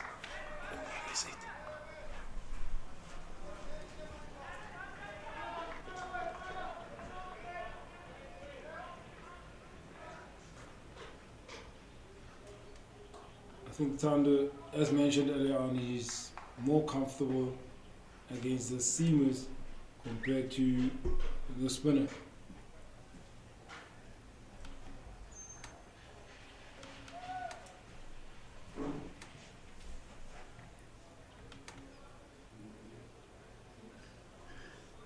Yeah, that's a great shot from Tando Iinyathi, and I'm sure there's some people that are now running around looking for that ball behind the scorebox on the country club end of the field. It's got out of the stadium.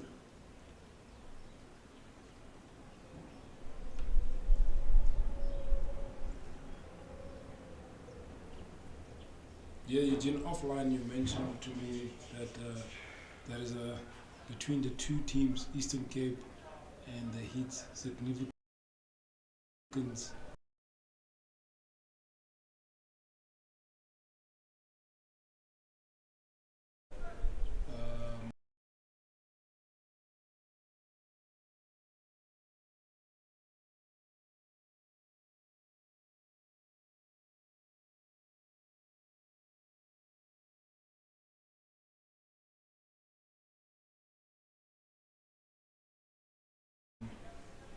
Relations, and I don't know, maybe there was a, I'm not sure if you mentioned there was a bereavement that you knew of a player that used to play for the for in the olden days. Yeah, no, it's a former Griquas player, schoolboy cricketer, relocated to East London, very involved with the United Cricket Club in East London, Lance Apollos, and I know that he was very close to the Eastern Cape Iinyathi, one or two players there as well. He passed on in the week, and we're really extending our condolences to his family at his untimely death.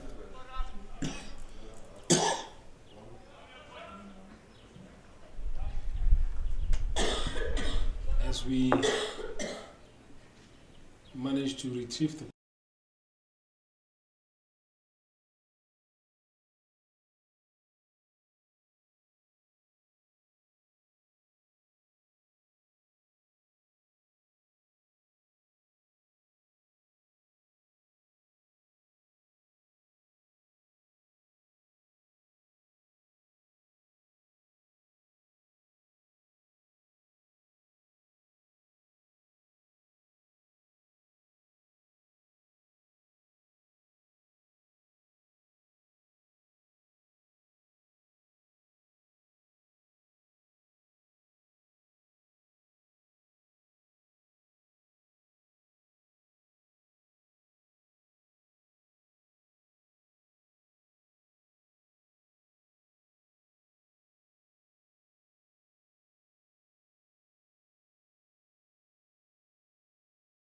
in saying that Alindile got quickly into position. Not sure if he was expecting a short ball, but he got quickly into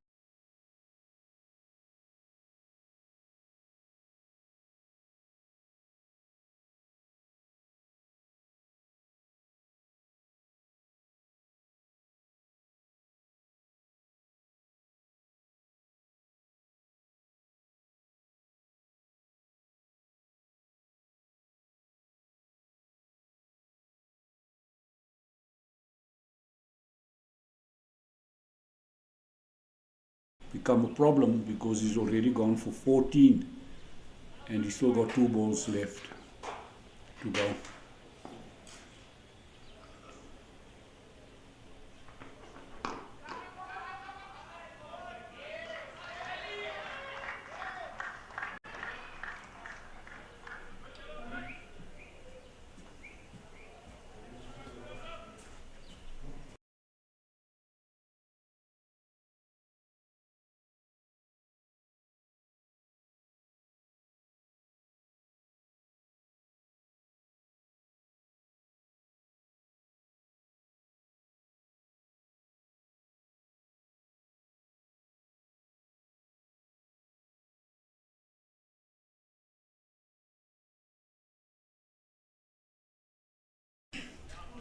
We spoke a bit about Tando Intini's batting, and he's really made it look very comfortable, quietly moving on to 42 and the partnership moving on to 46, and these are valuable runs for the Eastern Cape and Iinyathi.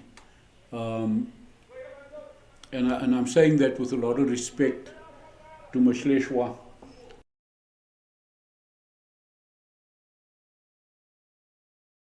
And he's really batted well with control. And so these 46 runs in this partnership could possibly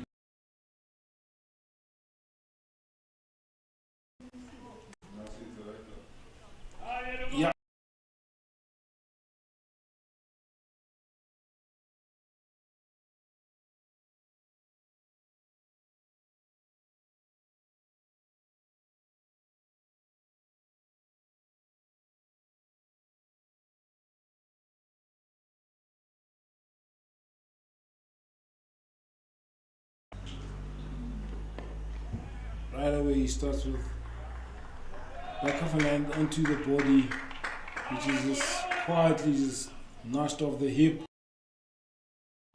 Intini single. There seems to be a problem, a little bit of a problem with Intini's.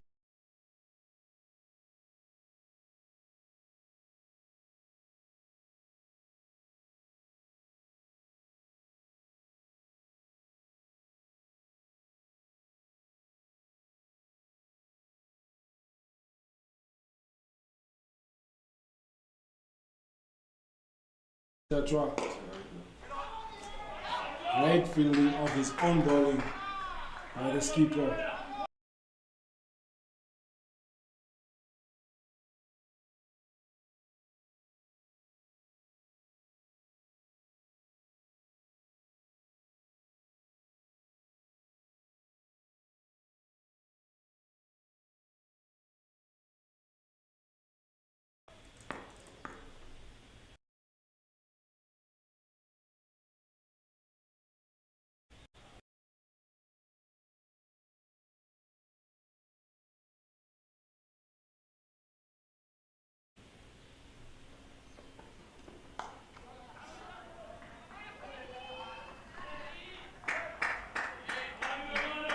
Mano to Mtletwa. Just nudges that one to third man. I guess Udiri, they can't wait to get.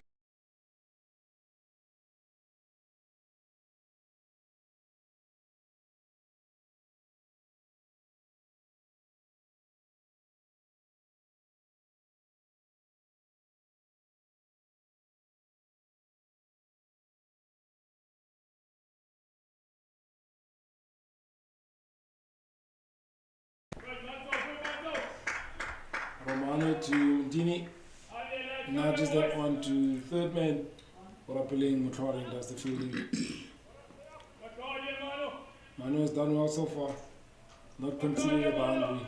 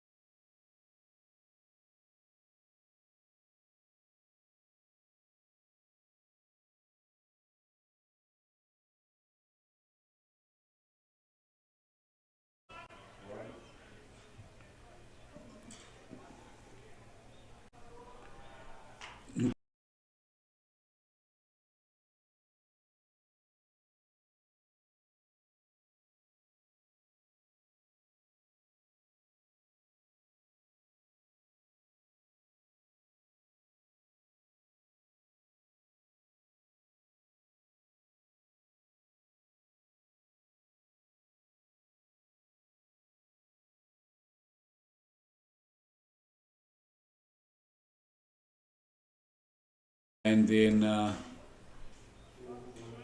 him showing something to the change room. So I'm not sure what's going on there. A change of bowling again from the country club end. It is the opening bowler, Shaw Prinsloo, who will be coming in from the country club end.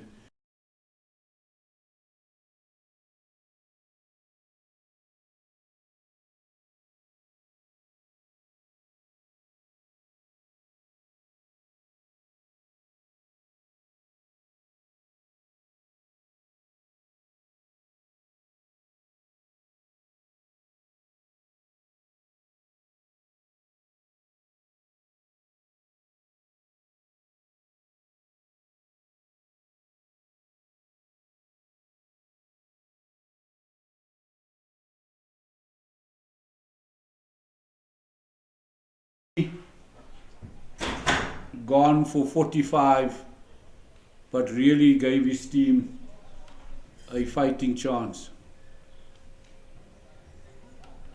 Well batted by Ntini.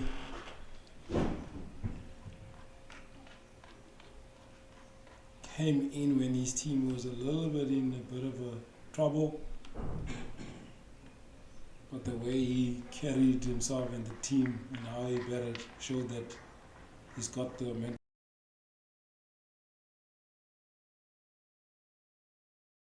to bat with a lower order.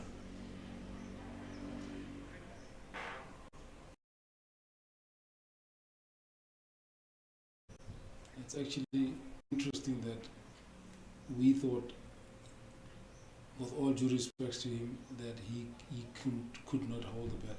But definitely today he showed the reason why he comes in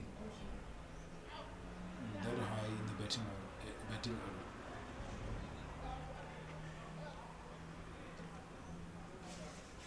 The incoming batsman, the new batsman for the Eastern Cape Iinyathi, is Chad Klaasen.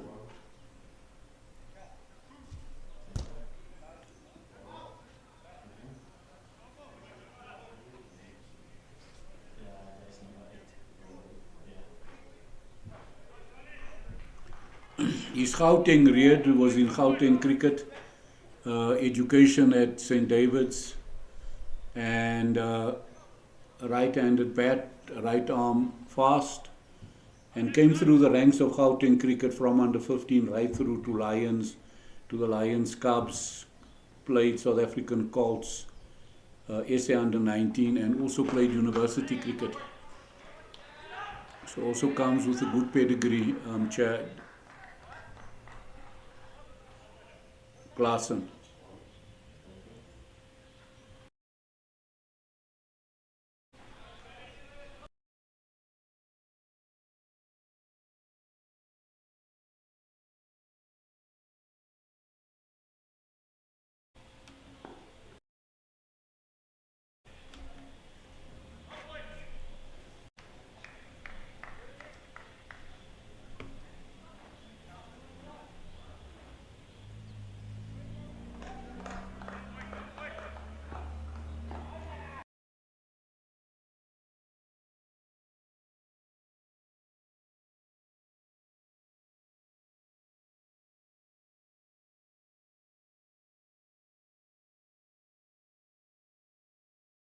They would be overly concerned.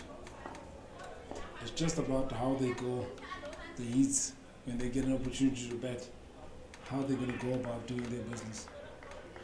Yeah, because at one stage we were talking about 260, 280, Yeah. and all of a sudden it's brought back nicely by the Heat.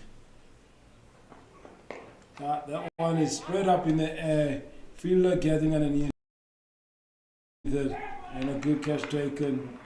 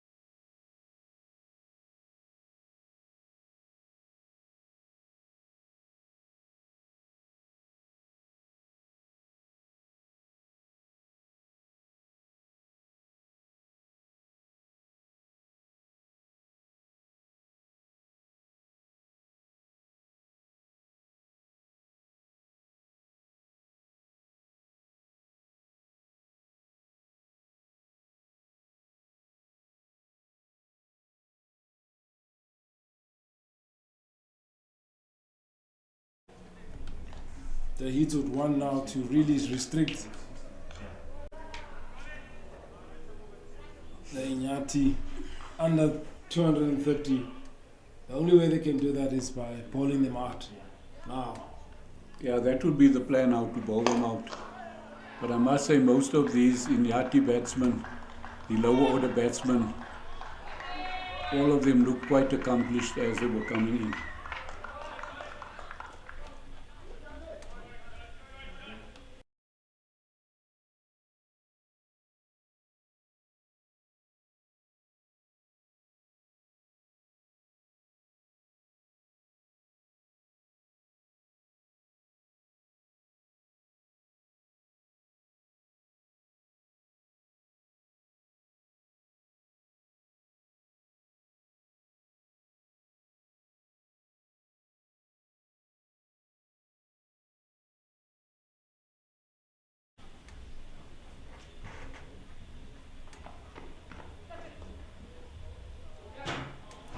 Bronslow opting for a full straight one,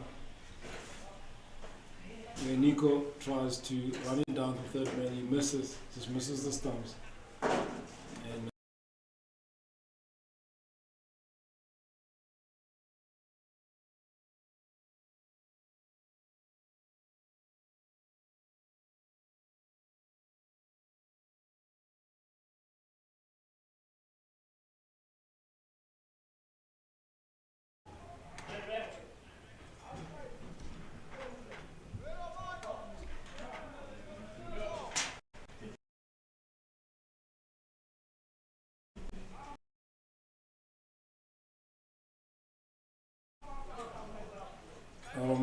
making sure that all his fielders are exactly where he wants them, taking his time, making sure.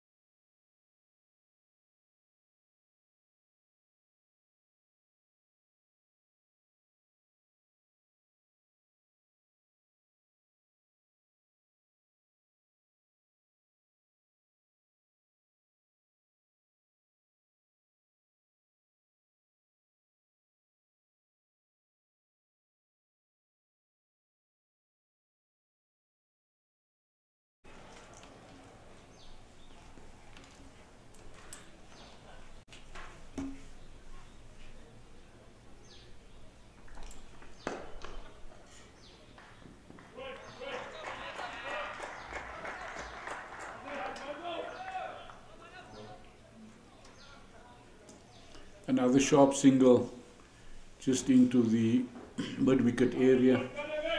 Bowler rushing in there, try to save the single, but the batsmen are through for a quick single.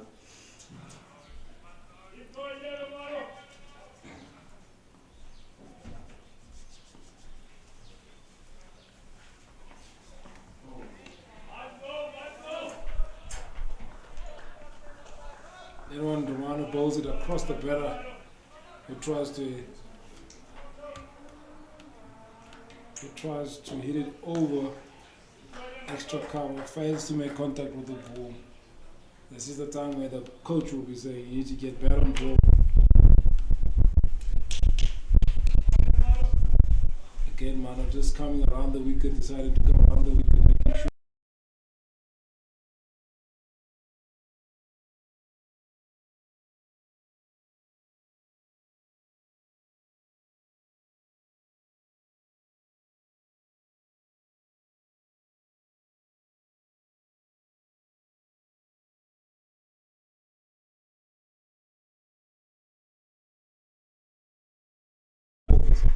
When last they got a boundary.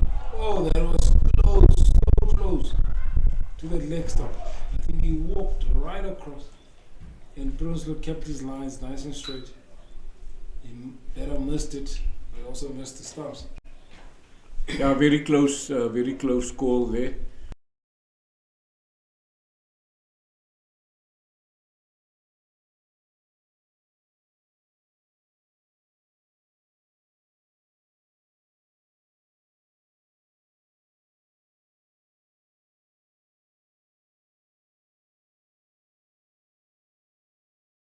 boundaries. But I think the Iinyathi, Eastern Cape Iinyathi, is also happy.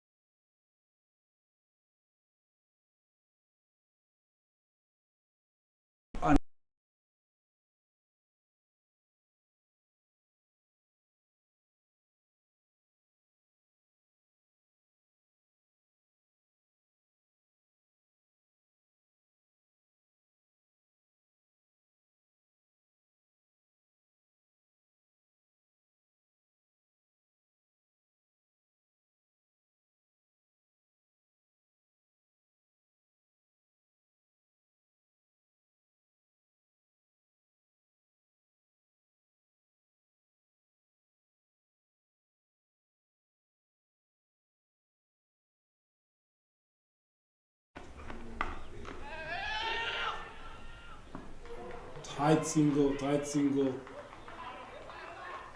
taken, but they managed to complete the single.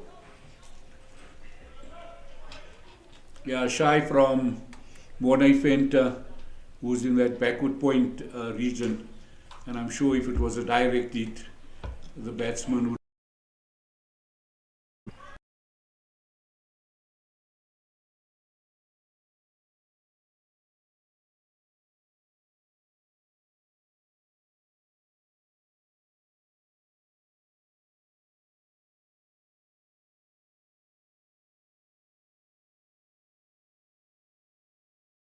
Makes it a little bit difficult for the batters to actually to see boundaries.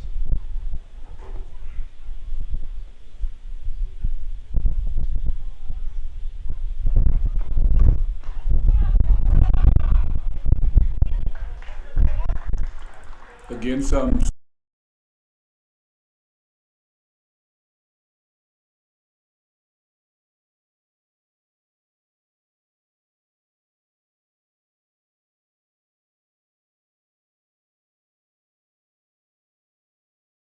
brings the end over with the Eastern Cape Iinyathi on 229 for 8. Definitely they'll be looking for some boundaries in the last 3 overs just to give him a chance to get to 250, 216.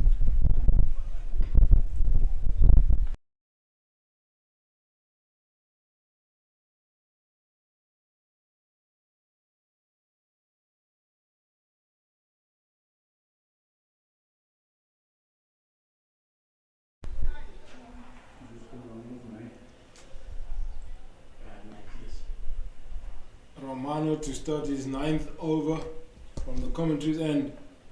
Goes in, backward punch, out in the deep. Good fielding by Janse van Rensburg, who has been patrolling that area nearly the whole of the inning.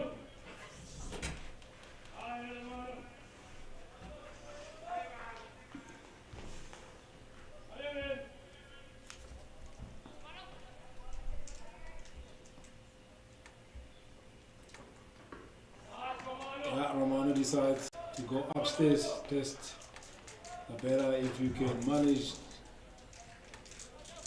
to hit a ball.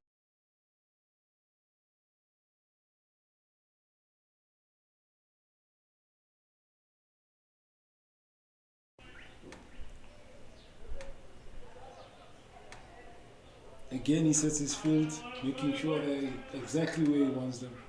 I think he could be looking to bowl a shorter one again.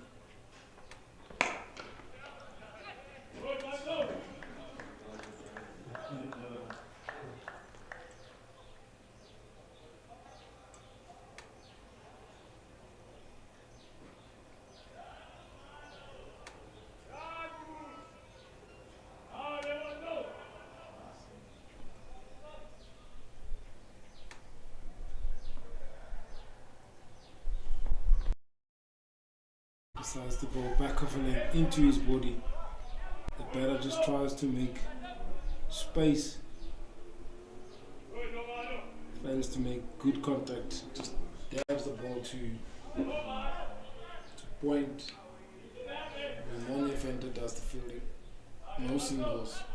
Scoreboard remains on a 230 for 8. Busy with the 48th over.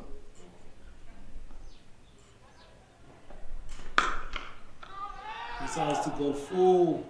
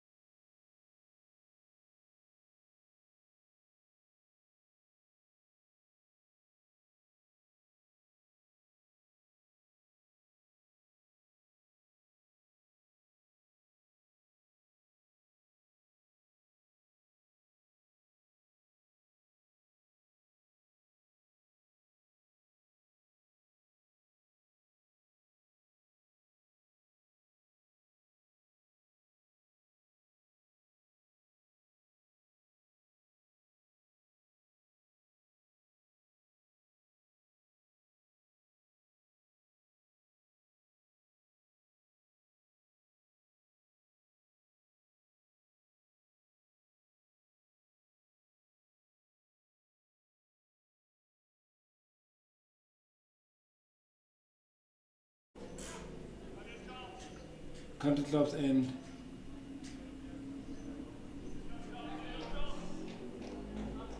Change to the field a little bit. He drops his fine leg, he brings a sweeper, he brings the long off onto the boundary. Oh, that one was beautifully played.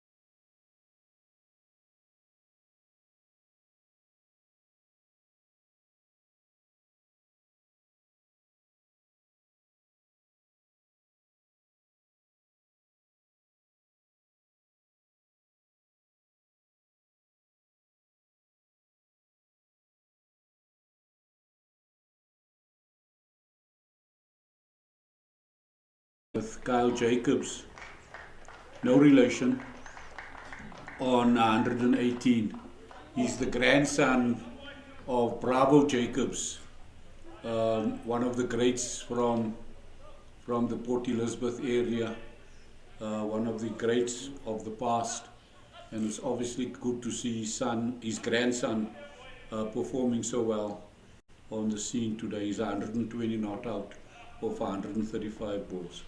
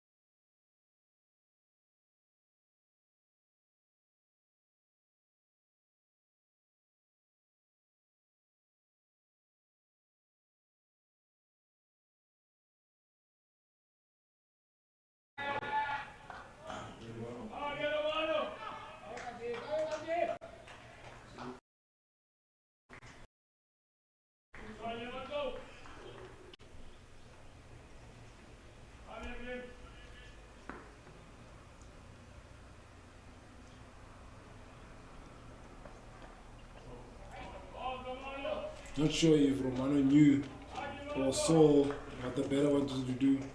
Got himself into a position where he wanted to scoop him over the keeper. Holds it short. Ball goes through to the keeper.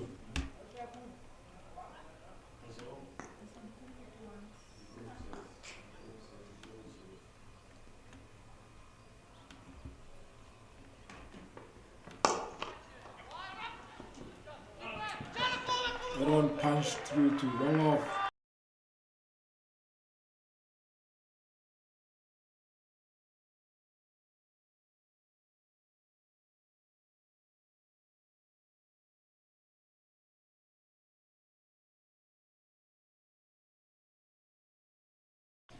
The last ball of the innings,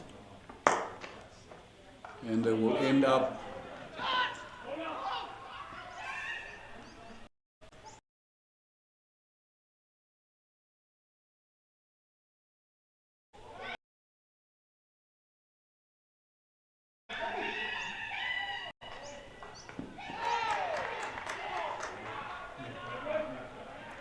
a run out, and that looks like Benji van Rensburg there, that short third man hitting a direct hit, and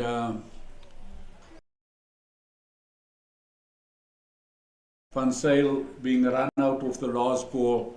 But in total, the Iinyathi, Eastern Cape Iinyathi ends on 250 of the allotted 50 overs, and it will now be up to the Northern Cape Heat batsmen to chase that down. We had some good knocks from Schliesle Cezani. He got 43. Jan Rulfan got 39.